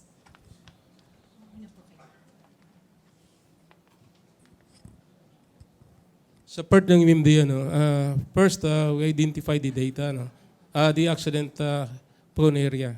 Then, we make some engineering intervention, like installation of traffic signal, installation of road signages, pavement markings, footbridges, at saka we deploy enforcement on the side. So ito yung binabasehan namin every time na gagawa kami ng mga engineering intervention. Unang-una, pupuntahan namin yung lugar, titingnan namin yung data accident, then magkaroon kami ng road inventory, magkaroon ng pati yung mga tumatawid doon, binibilang natin. Sa traffic engineering kasi, kumplito yung grupo namin. Mayroon kaming road inventory, and mayroon kaming nagbibilang ng sasakyan, nagsusukat ng kalsada, tapos yung ating traffic accident data. So ito po yung aming sinusundan para ma-justify namin kasi minsan mahal din po yung mahal po ang magtayo ng traffic light. That cost about 4 to 5 million ang isang intersection. Yung footbridges naman po, mahal din yun po. Yung ating mga ginagamit natin sa thermoplastic reflectorized pavement marking, yung powder noon, napakamahal po. So lahat po ay ito po yung ating basihan.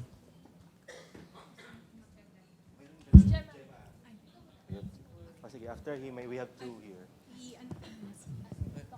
Yung benefits muna, quick rundown lang. One, it allows the government to have a realistic view of crashes on the ground.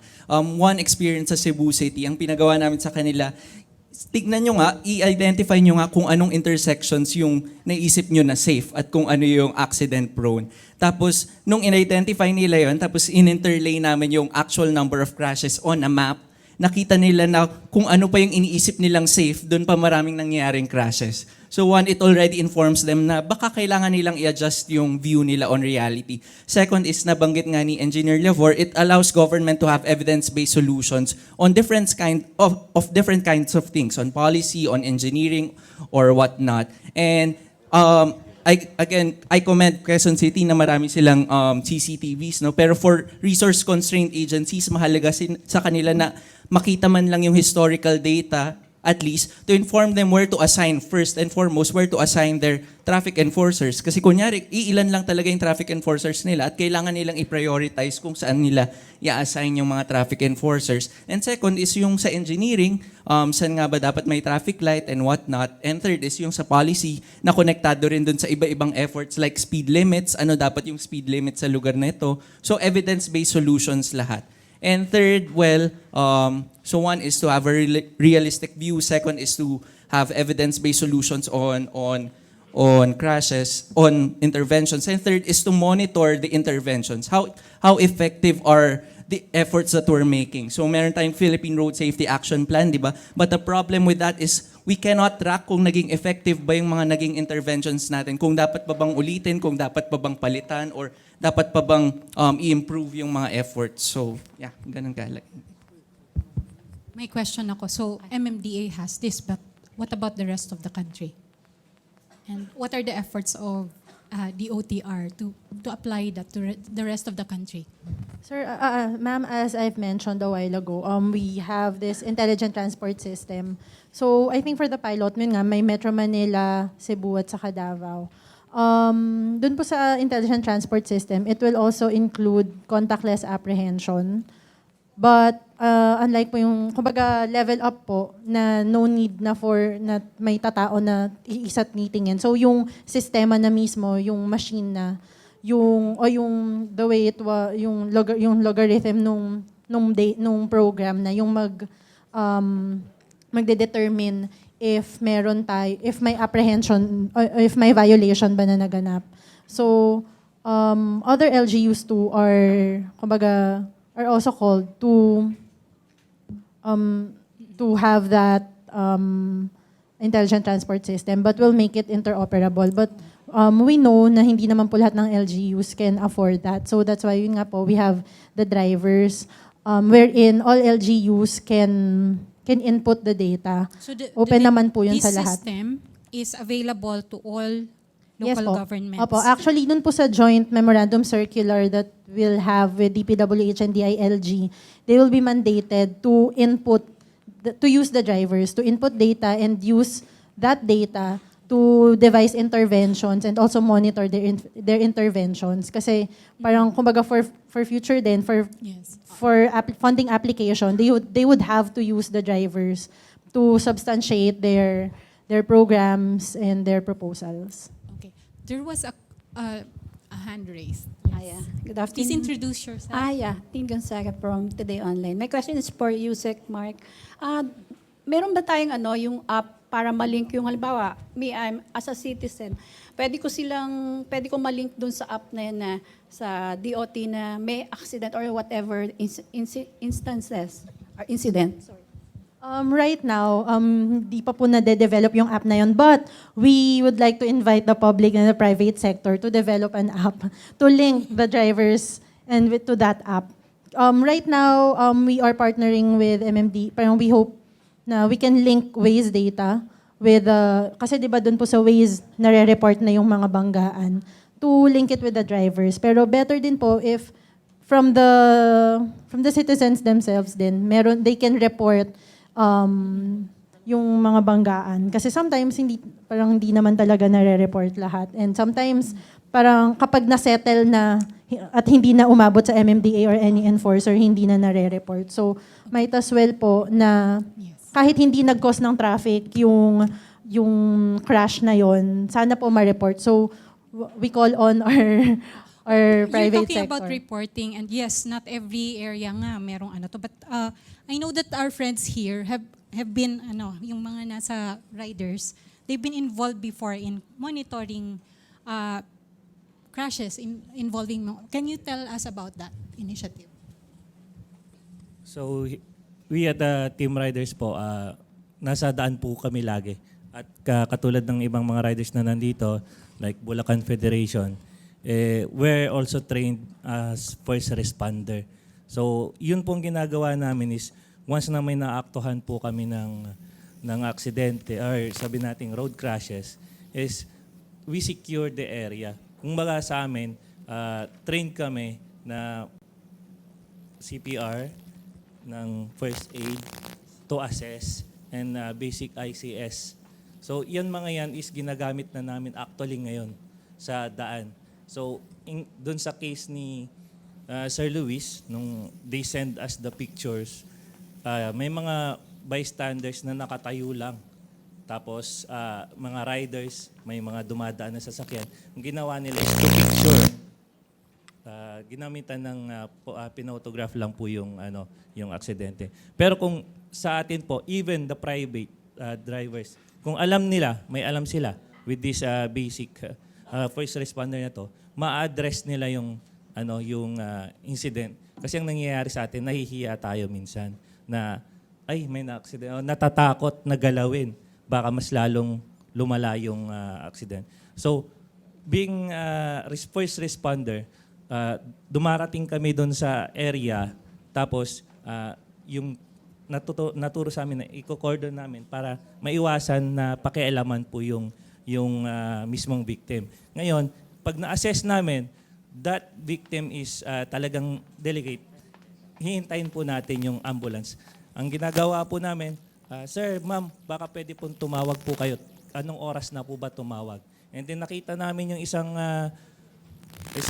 patient or victim, nakita namin na conscious, mobilized, yun ang ina-assess namin. As much as possible, being a first responder, hindi namin nagmamagaling dito. We need to help. We need to help each other. So sabi ni ma'am na iano yung driver for assessment or for my log. So sa Facebook or Twitter, you can use your geotaggings. Pag nag-picture ka, automatic lalabas na sa Twitter. And then, question ma'am, what if the drivers na binigyan natin ng apps is not that educated or hindi nila alam kung anong gagawin nila, may cellphone lang, pang text, pang tawag. So, how can we disseminate this information about this road safety natin? So, ano pa, ma'am, I'll take this opportunity to tell everyone na ano pong purpose ng road safety natin, di ba? Ano bang mga policies na kailangan natin? We have many policies. Is this implemented? Is this effective? Ano po ba talaga? So, how can we deliberate it to the public? Matatanggap ba nila to? Katanggap-tanggap ba nila to? Sa government natin, katanggap-tanggap din ba tong mga ihahain natin na to? So, there's so many questions talaga with road safety. Sabi nga, human error. Anong human error? Influence of drugs, influence of naantok or whatsoever. Road, DPWH, nandyan. MMDA, nandyan. So, ano pa po yung kailangan nating pagtulungan dito? Sa amin, ginagawa namin, we are now focusing on disaster and emergency responders training sa riders ngayon na which is free. So, with the help of others siguro na ma-implement natin to, makakatulong to na magtatag ni every crashes, malilesen yung crashes ng mga bawat and we can help like Quezon City na saan nakapwesto yung CCTV. And we asked MMDA, ayos ba yung CCTV ng MMDA? Wala bang sira? Is it 100% functioning? So, there are things to be done na talagang kung isa sa puso natin to and with the help of LTO na anuhin nila yung mga licenses na experience na nagkaroon ako ng 3 licenses na iba-iba yung address na hindi na print. So, minor issues lang to na kailangan natin pag-usapan. So, let us siguro help each other na kung ano man yung mapag-uusapan natin sa road safety, like Sir Jobert said na yung bakit ang Subic. Babalikan natin yan. Mayroon tayong portion for education part. Babalik natin yung part. But in the meantime, we're talking about engineering and design, among others. Mayroong gustong mag-share dito sa part na to. Okay. It's just a short one, okay? My name is Brian, and I'm glad that the thing about Subic was brought up. But the thing though is and I agree with you, sir, that Subic is great. But the thing though is, the other thing that needs to be considered is Subic is well engineered and it's dummy proof. When I mean by dummy proof, sa Subic po, you could see where there's a stop sign, where there's a line, where there's a safe place for pedestrians to walk. And I think that's part of the reason why Subic works. And we also have to consider na, there's this cameras and enforcement. Maybe if we stick on fixing the basic of how roads are engineered or how curbs are engineered, I think that's part of the solution as well. Thank you. Okay. We have another. May point lang dito na ni-raise, something to do with the roadworthiness of vehicles. We're talking about ano to, 'di ba? Engineering. And ano to, but there are other engineering solutions that are related naman to the vehicle itself, 'di ba? Thanks, Gemma. I just wanted to go back to an early point that was raised about the roadworthiness of vehicles on the road. All vehicles in this country must go through some sort of registration process. If it's tricycles, it goes through the LGUs. If it's everything else, it goes through LTO. And yet, if you look around, and we talked about this earlier, so many vehicles do not have working brake lights, tail lights, or headlights. I sat in traffic along EDSA, speeding at 10 kilometers per hour, and I counted the number of motorcycles that passed me by. 20% of them didn't have taillights. In my district in Quezon City, I estimate between 30 and 40% of the tricycles in my district do not have working taillights. Right? This is the burden of both the LGUs and the LTO. And I have to say, MMDA, I took a picture of one of your tow trucks, no taillights. Okay? This is rampant. Now, if all vehicles are registered over the course of a year, then we should expect that in the course of 1 year, almost all vehicles should be roadworthy. Right? So I throw out a challenge to both my friends in the LGU and to LTO to use that 1 year to really ensure the roadworthiness of our vehicles. I cannot, as I'm driving through EDSA, determine the roadworthiness of the brakes of any vehicle. But I can look at the taillights and headlights. And if we base it on that, there are so many vehicles that are not roadworthy. So I challenge the LTO and I challenge the LGUs. Take a look at this because it's a serious problem. And one more thing for the LTO, I strongly suggest that you come up with a road user's manual where you put everything in one place for the road user to understand what are the rules and regulations of the roads. All you have to do is Google it. You'll find the states of Australia have it. A lot of the states in the United States have it. You just put it in one place so that everyone knows what the rules of the road are. Thank you. We have another insight from one of our resource speakers from Uber. Sorry. No, actually, we...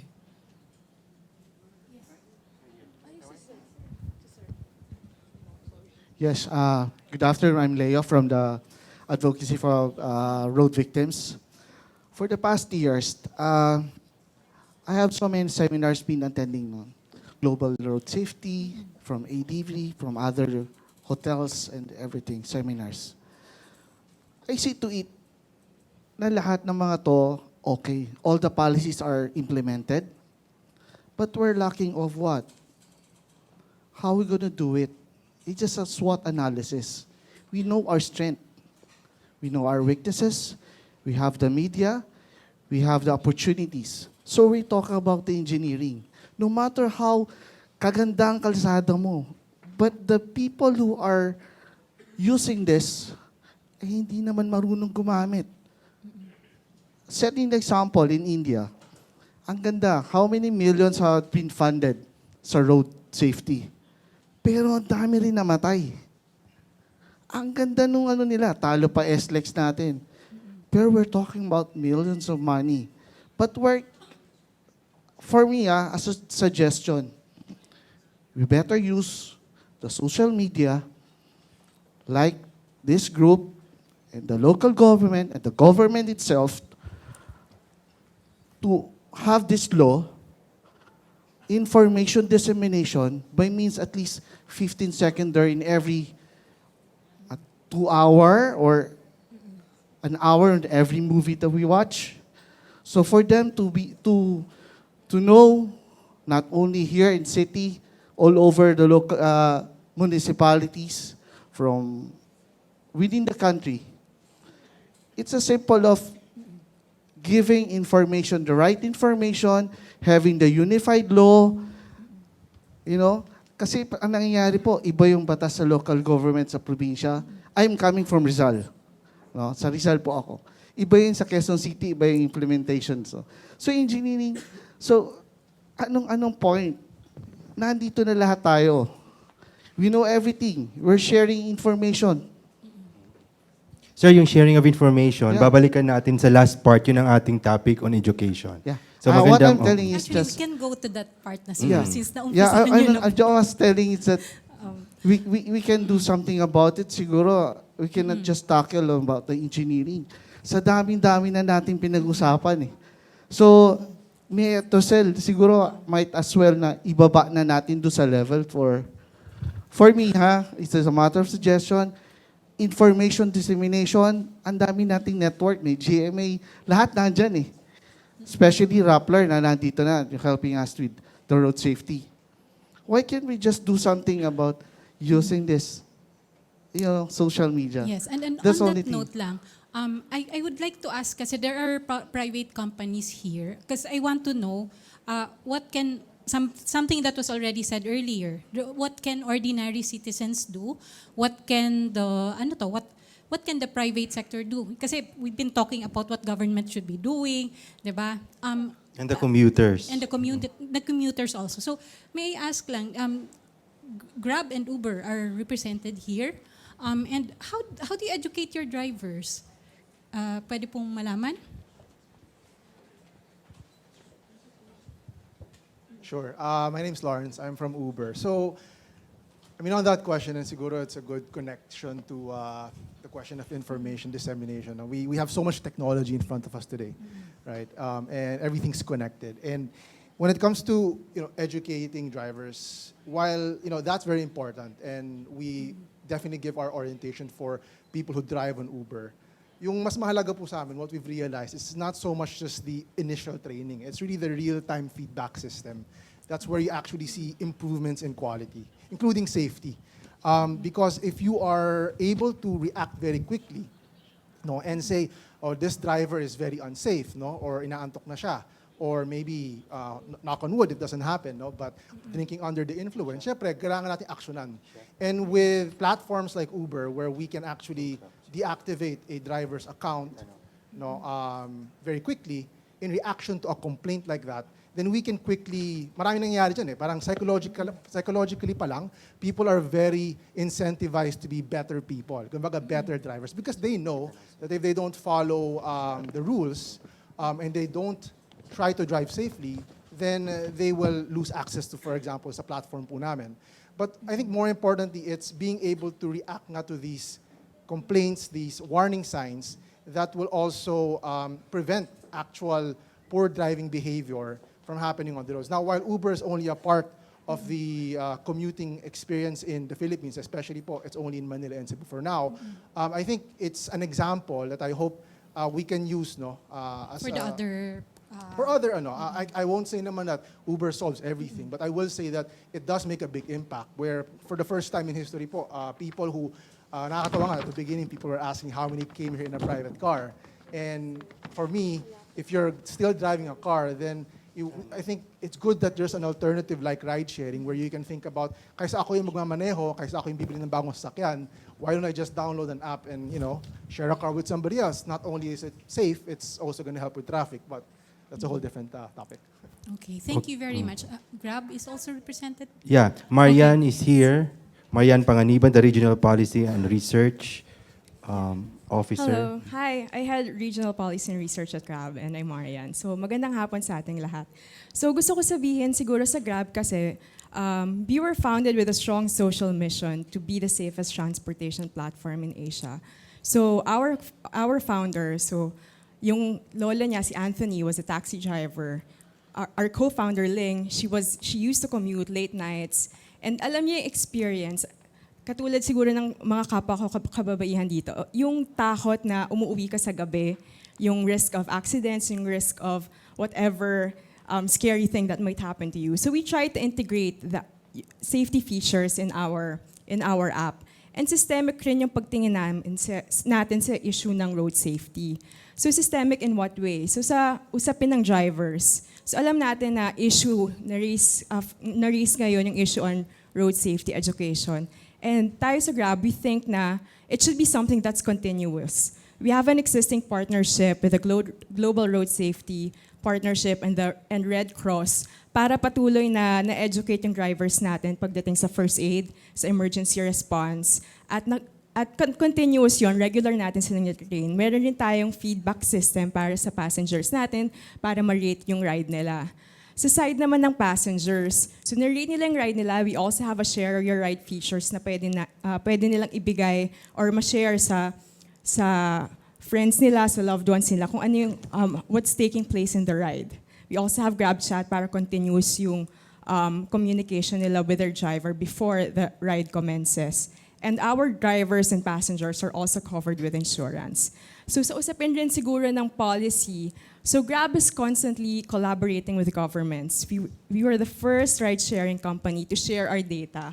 As Ms. Gemma said, siguro naging issue nga yung data. How can we encourage governments to make evidence-based decisions? So we've shared our anonymized GPS data.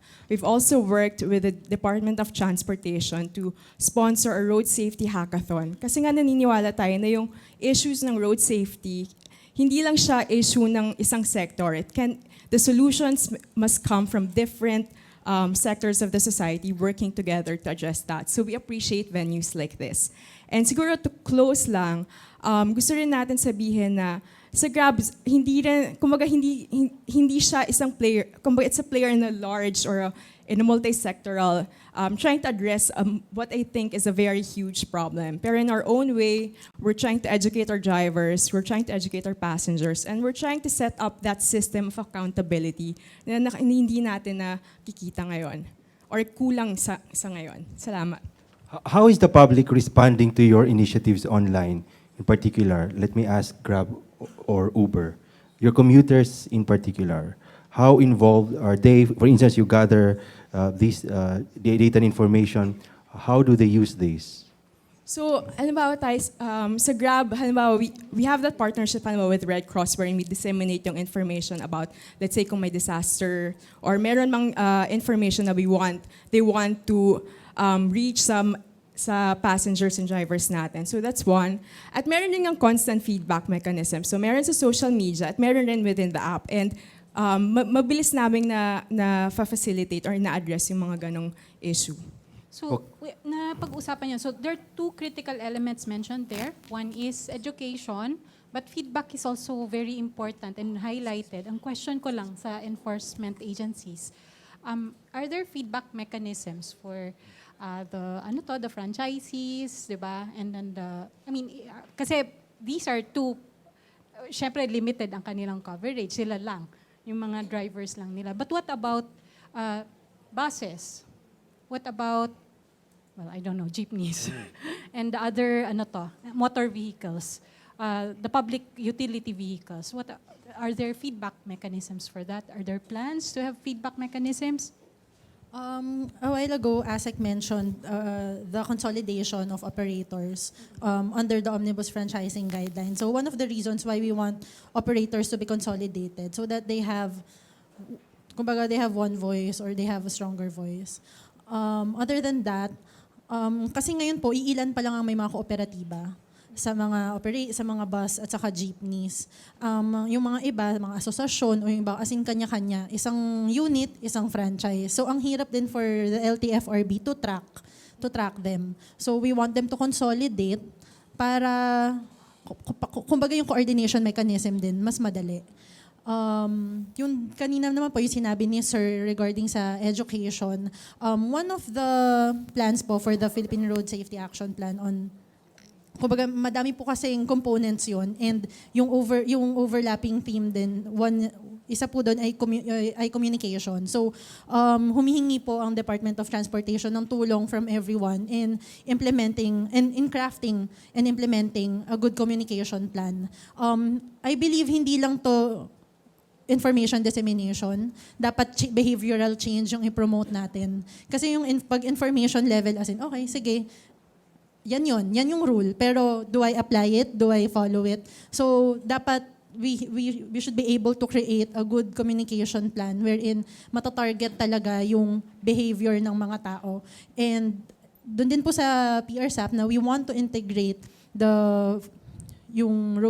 kapag nagkaroon po ng road users manual, actually, maganda pong idea yon. At kapag nagkaroon po ng road users manual, maybe the basic parts of it, we can include it in the K-12 curriculum. Para bata pa lang, alam na nila na ito yung tama, ito yung mali, ito yung mga rights ko na dapat, ganun po. So, matagal siyang proseso. And even in the department, aminado po kami na undermanned, even alam po namin undermanned na tayo sa enforcement sa streets, but administrative-wise, undermanned din tayo. That's why we're also proposing a road safety unit na talagang magko-coordinate sa lahat ng mga other road safety units, ng mga LGUs, ng mga other agencies to really implement yung plano. But yun nga po, for education, we really call for the private sector to help us and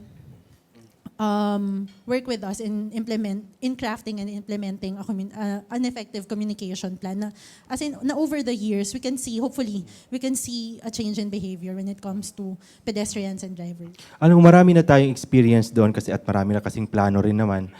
In fact, maraming mga advocacies ang sinasagawa. I can hear various initiatives, pero correct me if I'm wrong, hindi mo mararamdaman yung impact kahit sa social media pa, hindi mo mararamdaman yung ganong level ng awareness na gusto nating ma-achieve. That's why we're here. But as far as the advocates are concerned, halimbawa, we've heard from the private sector na crucial yung engagement sa advocacy kasi nga mahirap yung nagrereklamo pero ang katapat lang nila, ang kinakausap nila ay hangin, di ba? Mayroon na mga experience yung mga ibang agencies like MMDA na ang kanilang reputation na-enhance dahil sa engagement. And precisely because they were responsive, kaya yung mga tao rin ay nainganyo mag-participate. So as far as yung ating transportation sector is concerned, at advocates, ano yung ating, beyond yung plans ngayon, ano pa ang kailangan gawin para ma-maximize natin, ma-harness natin yung nakalutang lang na impormasyon? The people themselves are the ones volunteering ng impormasyon, pero we're not using it. How are we doing this sa mga advocates to harness this technology? Okay, and here we have a young one here. Go ahead.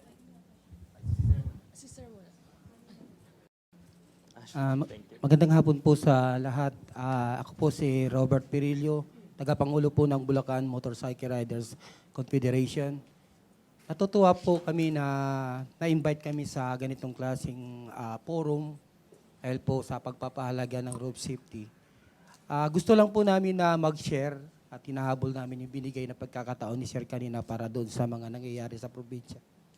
So gusto ko pong i-share sa ating lahat na sa amin sa probinsya ay marami pong mga nangyayari tulad po ng patakaran po ng no helmet, no ride ng LTO, maganda po. Pero marami po sa aming mga bayan sa probinsya tulad po ng Bulacan, tulad ng Malolos ngayon, ng Baliwag, ng Gapan, Nueva Ecija, na kapag kami po ay pumupunta sa mga bayan na yon ay pinahuhubad po sa amin ang aming helmet.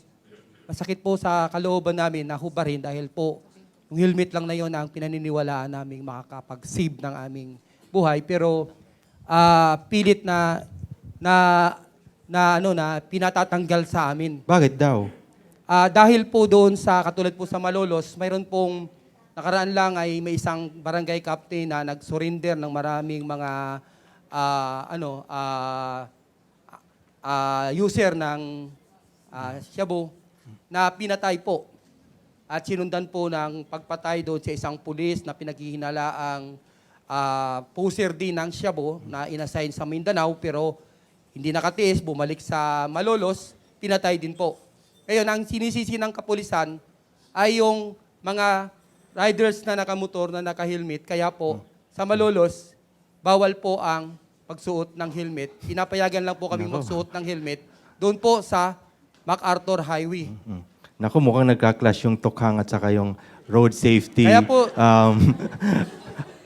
PH advocacy. So sa enforcement pa lang, merong ganong problema medyo na. nangangamba na po kami sa ganitong klaseng attitude ng ating mga LGU o ng ating mga kapulisan na sinasacrifice nila yung safety mismo ng mga riders. At nangangamba kami na malaki ang conflict nito doon sa aming advokasya na no helmet, no ride para doon sa aming mga member at sa aming mga kaibigan na ini-encourage namin. So, yung ginagawa naman po ng ating kapulisan dahil po doon sa nangyayaring krimen na hindi naman namin alam kung sinong may gawa, kami po yung kanilang inaatrasan na sa tingin namin dahil sa data natin, malaking bilang ng libu-libong namamatay ay motorsiklo, no, riders. So, gusto ko pong banggitin ito at gusto ko pong i-address ito sa lahat ng mga concerned agency na sana matulungan niyo po kami na lumalala po ang itong ganitong klaseng sistema sa mga probinsya. Maraming salamat. Po. Yung ating Department of Transportation, mahalagang punto yun na dapat matugunan. Kasi dobleng buhay ang namamatay. Actually, I think 2 months ago, nag-submit po nga sa amin yung Congress ng House Bill na regarding po doon na they want to make it a law na gawing parang to give LGUs the mandate to ano ba? Para po hindi i-suspend yung yung wearing of helmet. Yun po sa Department of Transportation, we are not in favor of that kasi we believe po that there are other ways to dun po sa tokhang, and we should not compromise the safety of our riders, and especially motorcycle riders are one of the most vulnerable road users. Dun nga po sa data namin, almost more than 60% ng mga accidents in Metro Manila are motorcycle drivers. So, the more na mas kailangan po nila ng protection. Ako, Dayan, babalikan namin kayo niyan na i-monitor namin yung kagyat na tugon nyo dyan dahil yun nga, may na-raise na silang issue. This is Dito not the mayroong, first time this was raised. dagdag natin yung, share naman yung, from what organization? Hi, I'm M.A. Buendia. I'm a YouTuber. I do create videos for the platform YouTube. So I do vlogs. So about 7 months ago, I started this Uber serie. This is where I talk to Uber drivers regarding their lives whenever I go to the office. Because normally I commute during the night because I'm a call center agent. So that's basically my market. So when I filmed the video, I filmed it for 3 consecutive nights. I guess that video earned my invitation to this forum. So I was actually advocating of riders' professionalism and riders' behaviors towards the drivers. Because for me, we as riders, we should treat drivers not as our personal drivers, but as our like uncles or a friend driving us where we want to go. I would normally talk to them, especially kapag napansin ko na inaantok sila, or knowing here in the Philippines, the internet service isn't that great. So normally Waze doesn't function, and if they don't have like an idea about the route that they have to take, I would just normally volunteer and then just guide them. So that's the advocacy of that video, and right now totally it has quite good number of views, but I wasn't able to really follow it up with a new episode. But for me, social media is very powerful. I suggest we focus on disseminating information through those platforms because they really reach a larger market. Okay, so actually, yung point kanina, well, siguro illustrates why we need to talk more about this and the different sectors need to talk. Kasi obviously one policy is negating another effort. So meron ditong kanina pa nagsasabing magsasalita daw siya. You have something to say. Yes, I'm Jofty Pupala from the Ateneo School of Government, and we are here helping the DOTR and updating the PRSAP, the Philippine Road Safety Action Plan. And I would just like to reiterate the importance of that PRSAP because the PRSAP actually is the one that's consolidating all those people who want to help in the road safety. Kasi meron po doon government, academe, civil society organizations, yung mga Firefly Brigades natin, siklista, etc. Kami ito pong group na to yung tutulong sa DOTR to finalize the PRSAP. And the PRSAP actually has 5 elements or 5 pillars na para alam din natin. It's the road safety management, that's pillar 1. Safer roads, pillar 2. Pillar 3 is safer vehicles. Pillar 4 is safe road users. And pillar 5 is post-crash and rehab. So each of these pillars, we are discussing, nakapasok po doon yung mga civil society and advocates na kung alin yung gusto nilang tutukan, tapos yung ahensya na nakatutok din po sa 5 pillars na yon. And yung mga nasabi na po kanina, like yung social media, communication, advertisements, lahat po yan napag-usapan na actually na ipapasok sa PRSAP. And again, yung evidence-based policy making and evidence-based implementation or implementation science, we are trying to bring it inside the PRSAP because that is very important. And we are being helped also by the World Health Organization because we see this road safety as a public health measure and intervention. It is not just transportation. Kaya napakahalaga din ng multi-sectoral approach nito, all of government and all of society approach. Kaya actually, this May 10, during this Road Safety Week, we are going to parang consolidate already and validate what has been discussed under each pillar. May mga strategies yon, activities, lead agencies to help in that pillar, and then napag-discussan na rin yung gap analysis doon, and may time frame and even the budget is being discussed in that each pillar. So ito talaga is multi-sectoral approach natin kasi nga, sabi nga natin, hindi lang iisa ang may responsibilidad sa road safety. So actually, I'm asking kung may lugar pa ba sa ibang mga gustong sumali or gustong magbigay ng kanilang mga opinion about the PRSAP. So, ito yung Wednesday na to, darating na Wednesday, to validate it. And we are going to also invite PIA and other agencies na makakatulong sa communication and information dissemination ng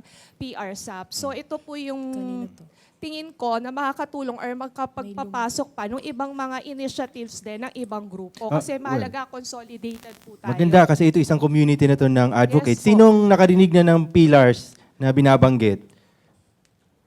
So, yun, i-amplify pa natin hindi lahat. So it should start from us, di ba? Yes, Kasi ang dami-daming approach, ang dami-daming mga initiatives. Maganda na may at some point may alignment ng efforts. And we are also discussing it na baka hindi pa namin sigurado, sir, but to make it more to make it regional kasi hindi dapat Manila-centric lang siya. So but still under wraps, but I hope everyone could share in that PRs kasi yun yung multi-sectoral na ginagawa ngayon for road safety. Okay. Thank you very much. So actually that brings us to yung kartulina na nandyan sa mga tables nyo. That was really the point of it. Encouraging different voices to come out and to air what they think is needed. So please take that seriously. We encourage you to write on that. Yung mga hindi pa nasulat, hindi ayaw nyo, nasashy kayo dito dahil ayaw nyong tumayo, naka-live stream, pwede bang isulat nyo muna doon sa sa mga doon. Tapos we will take pictures of that. We will tweet about that. Apat ay orient lang natin uli sila. Sa apat yung quadrants dyan, makikita mo yung quadrants. Sa upper left ay tungkol sa policy.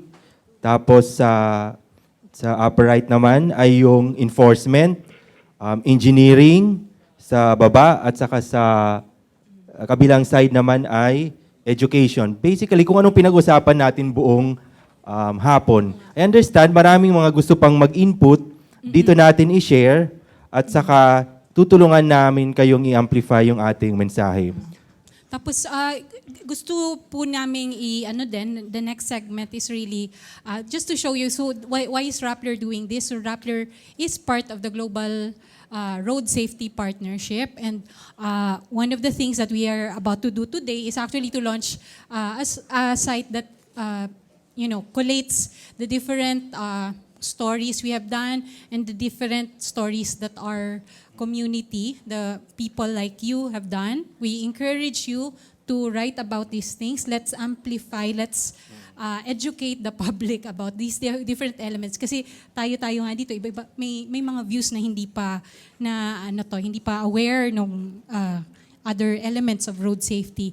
So, Minsan lang tayo magkita-kita at hindi palagi tayong may ganitong gathering at maraming time para mag-usap-usap. Pero consider this site your hub, your community, kung saan pwede nating i-share yung mga stories natin, experiences, initiatives, para mas malakas yung ating boses at ma-amplify yung ating mga initiatives para ma-achieve natin yung Safer Roads PH. Okay, so let's Aika, watch pwede it. bang pakikita na yung ipakita mo na yung So ito po yung ating microsite. Aika, you want to talk about it? Hello everyone, I'm Aika from Rappler. Basically, we built a microsite. It's a one-stop shop for everything that we have. So there you'll see the data that we've captured in the past months. It's from the Philippine Statistics Authority. We also got from the PNP. We also did different interviews in the past months to help build what we have here. So if you scroll, can somebody scroll? Okay, if you scroll, you'll see. Okay, if you scroll, you'll see a map over there. That's from the Philippine Statistics Authority. We found that the most number of traffic incidents in terms of region is we have the most from the Central Luzon. Yan. So actually, pwede nyo siyang interactive yung map na yan. So if you click on it, you'll see na apparently in Central Luzon, merong 1,122 na kataong namatay noong 2014. So, there. Ano yung sabihin ng mga kulay? So, yung colors, yung different shades ng colors, it represents kung gaano karami yung nandun sa mga areas. So, the lighter the shade, mas konti siya. Ibig sabihin, the darker the shade, mas marami. Yan. But interestingly, pag tinignan nyo siya according to population, hindi Central Luzon yung pinakamadami. Yan. But then, what we did was to rank this the color scheme in terms of the number. So, yan. If you scroll also, you'll see other data pa na we gathered in the past months. So, we have a story about it. If you check on Rappler.com, in numbers, road crash incidents in the Philippines, you'll see yung mga statistics na yan. So, yan. Of course, the point of this campaign is to promote awareness na hindi lang naman talaga ganon. Road crash incidents is kind of alarming kasi marami ng tao yung namamatay. And in fact, globally, we have 1.2 million people dying.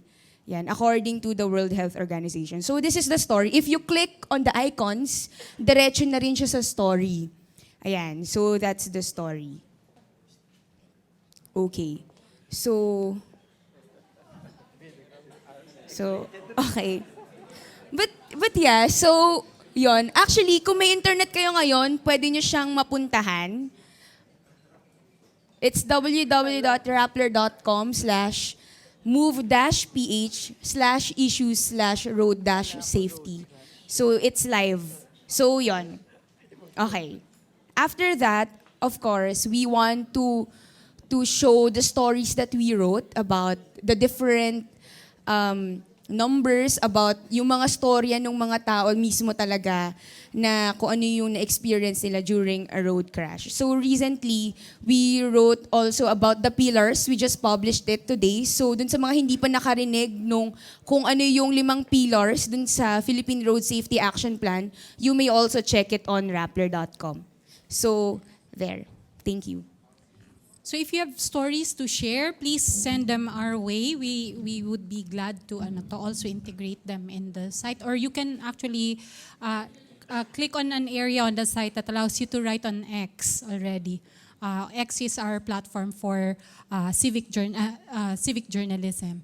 So To wrap up our discussion, gusto nating pakinggan din yung iba pang hindi nagsalita, whether part kayo ng group or hindi part ng group, pero advocates.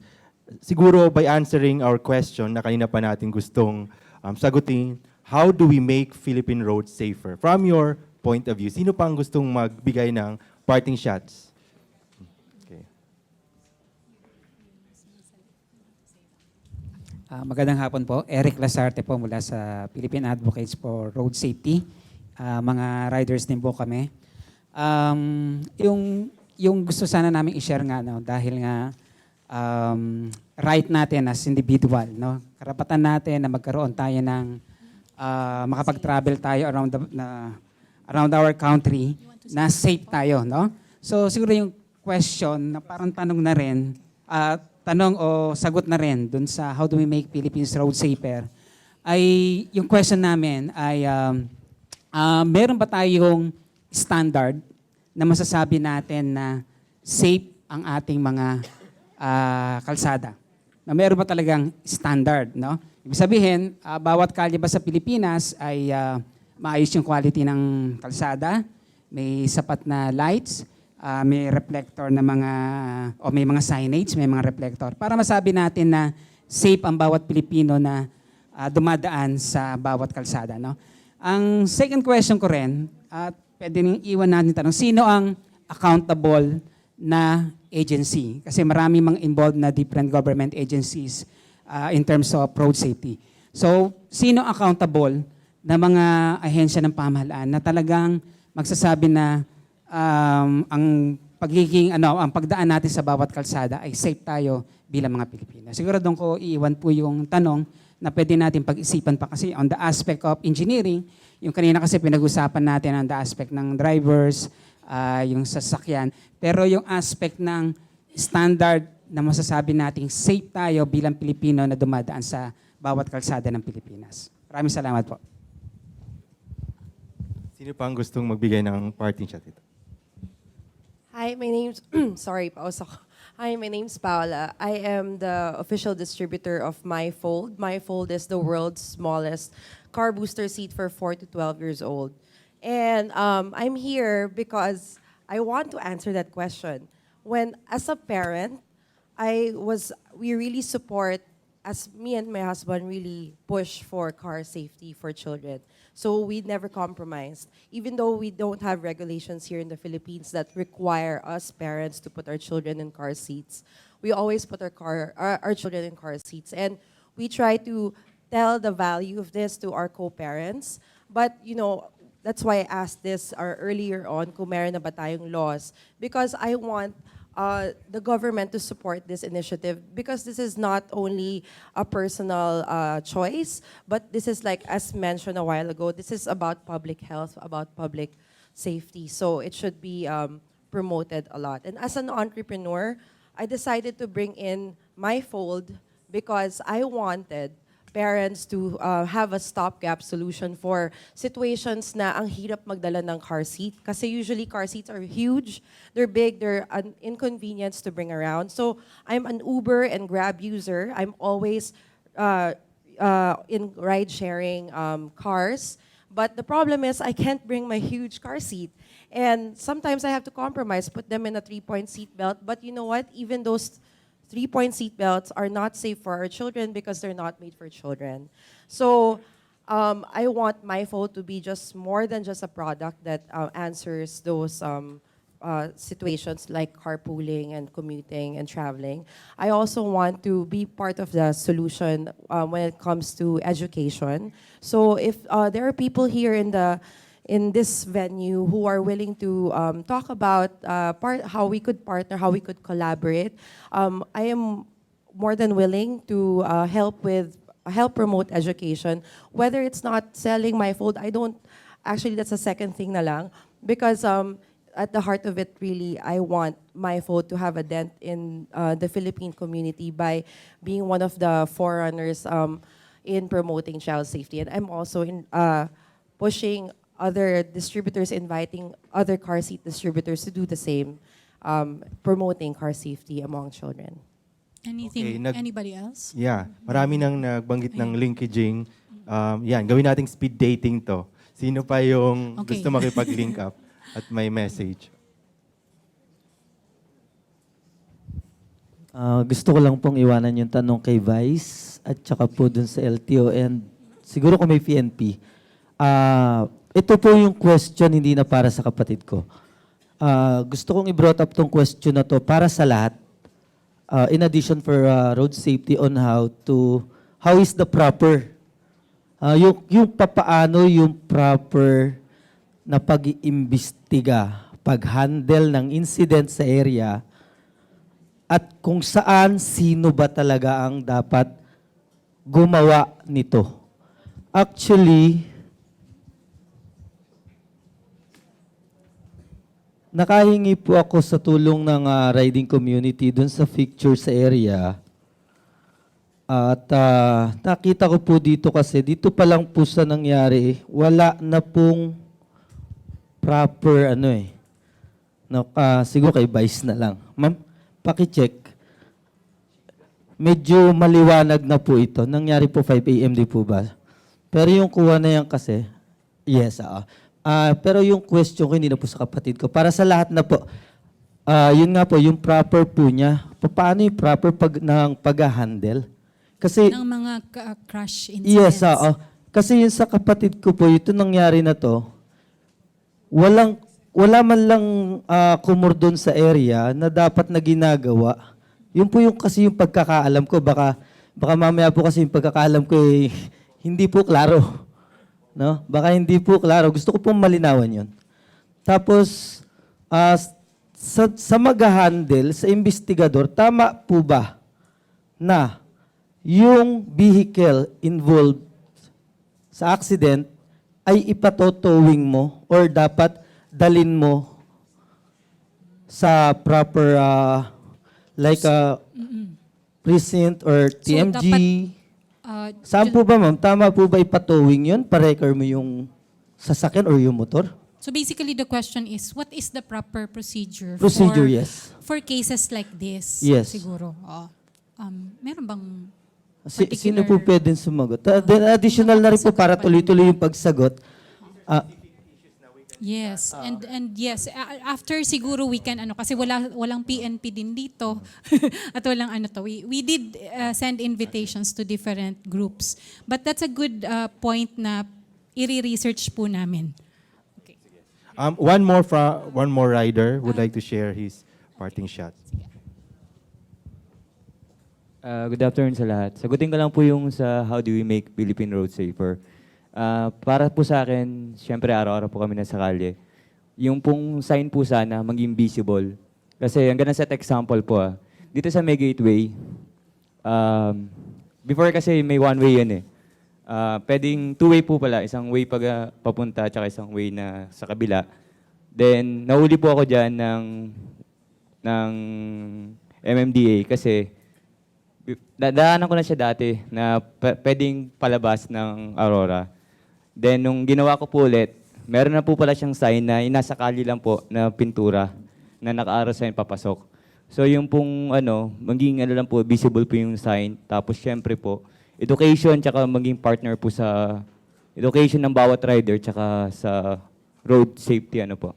Awareness lang po. Thank you. Okay. And from Red Cross? Good afternoon. My name is Gio Manlangit and I'm part of Philippine Red Cross. And as mentioned earlier about the child restraint system, good news, we have a coalition that's working on child restraint system. And right now, as PRC, we're disseminating information regarding CRS or the child restraint seat or child restraint system.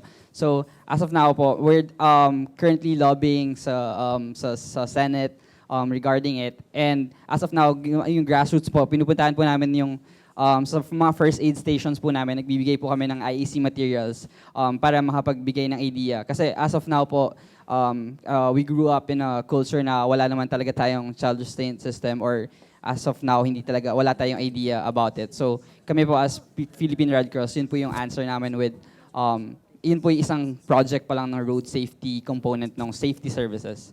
And ayun na po yung gusto ko i-share, as mentioned kanina ng my phone. Alright, thank you. Okay, see, Gabby. Gabby, you have something to say. Si Gabby's here. Hi, I'm Gabby De La Merced.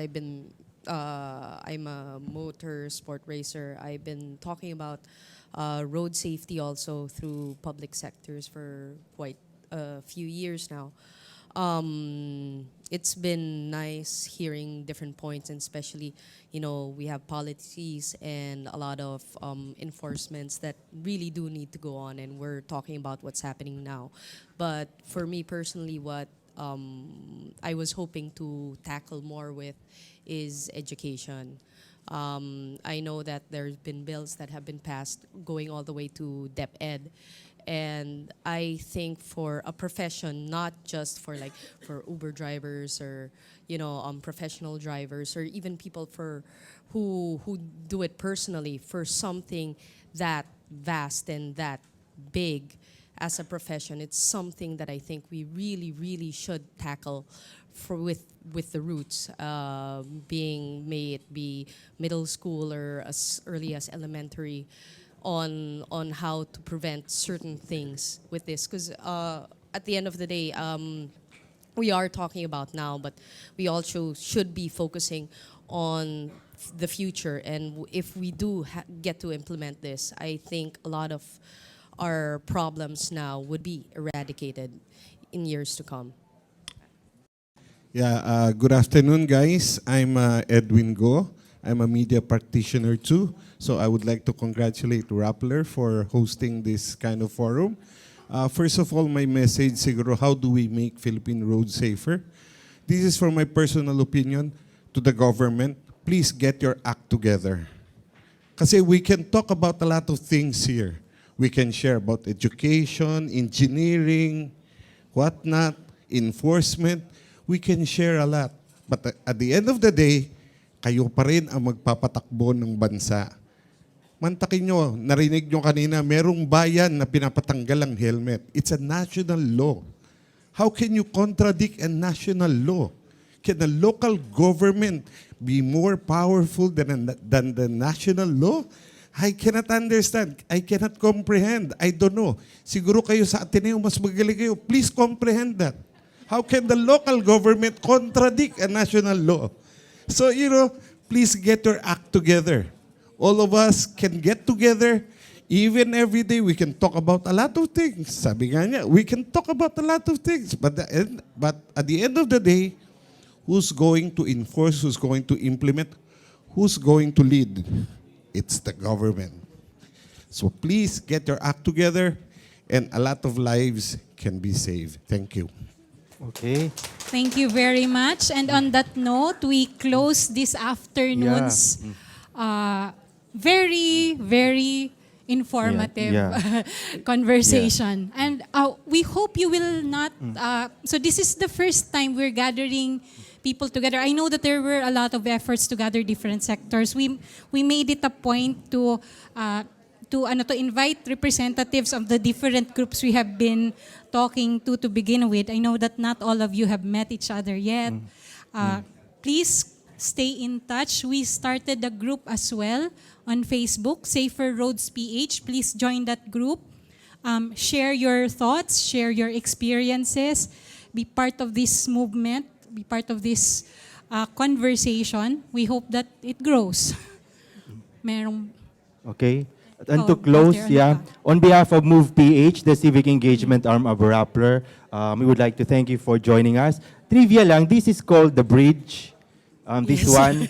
Dito, dinisplace lang natin yung mga editors for now. But editors sit here. So you can imagine yung content ng Rappler nanggagaling dito and they spread across through our online channels, etc.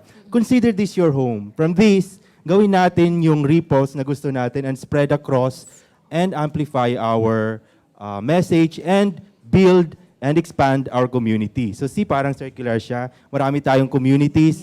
Pag lumabas tayo dito, ang dami nating communities and individuals, you can only imagine yung impact natin kanya-kanya tayong may initiatives, and strengthen these communities, use our platforms to strengthen our communities, build more communities, and share your content.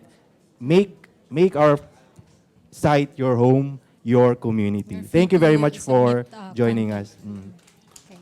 Thank you very much. Hello, I just want to add, you can check the microsite at rappler.com/saferroadsph. Okay? Double R. Hindi pa po, well, you can mingle. We encourage you to mingle with each other. Obviously, not everybody knows everybody yet. Networking is part of the effort, di ba? Okay. Thank you very much again to everyone. We encourage you to stay. We still have coffee and cookies so that you can talk about policy over cookies. Thank you.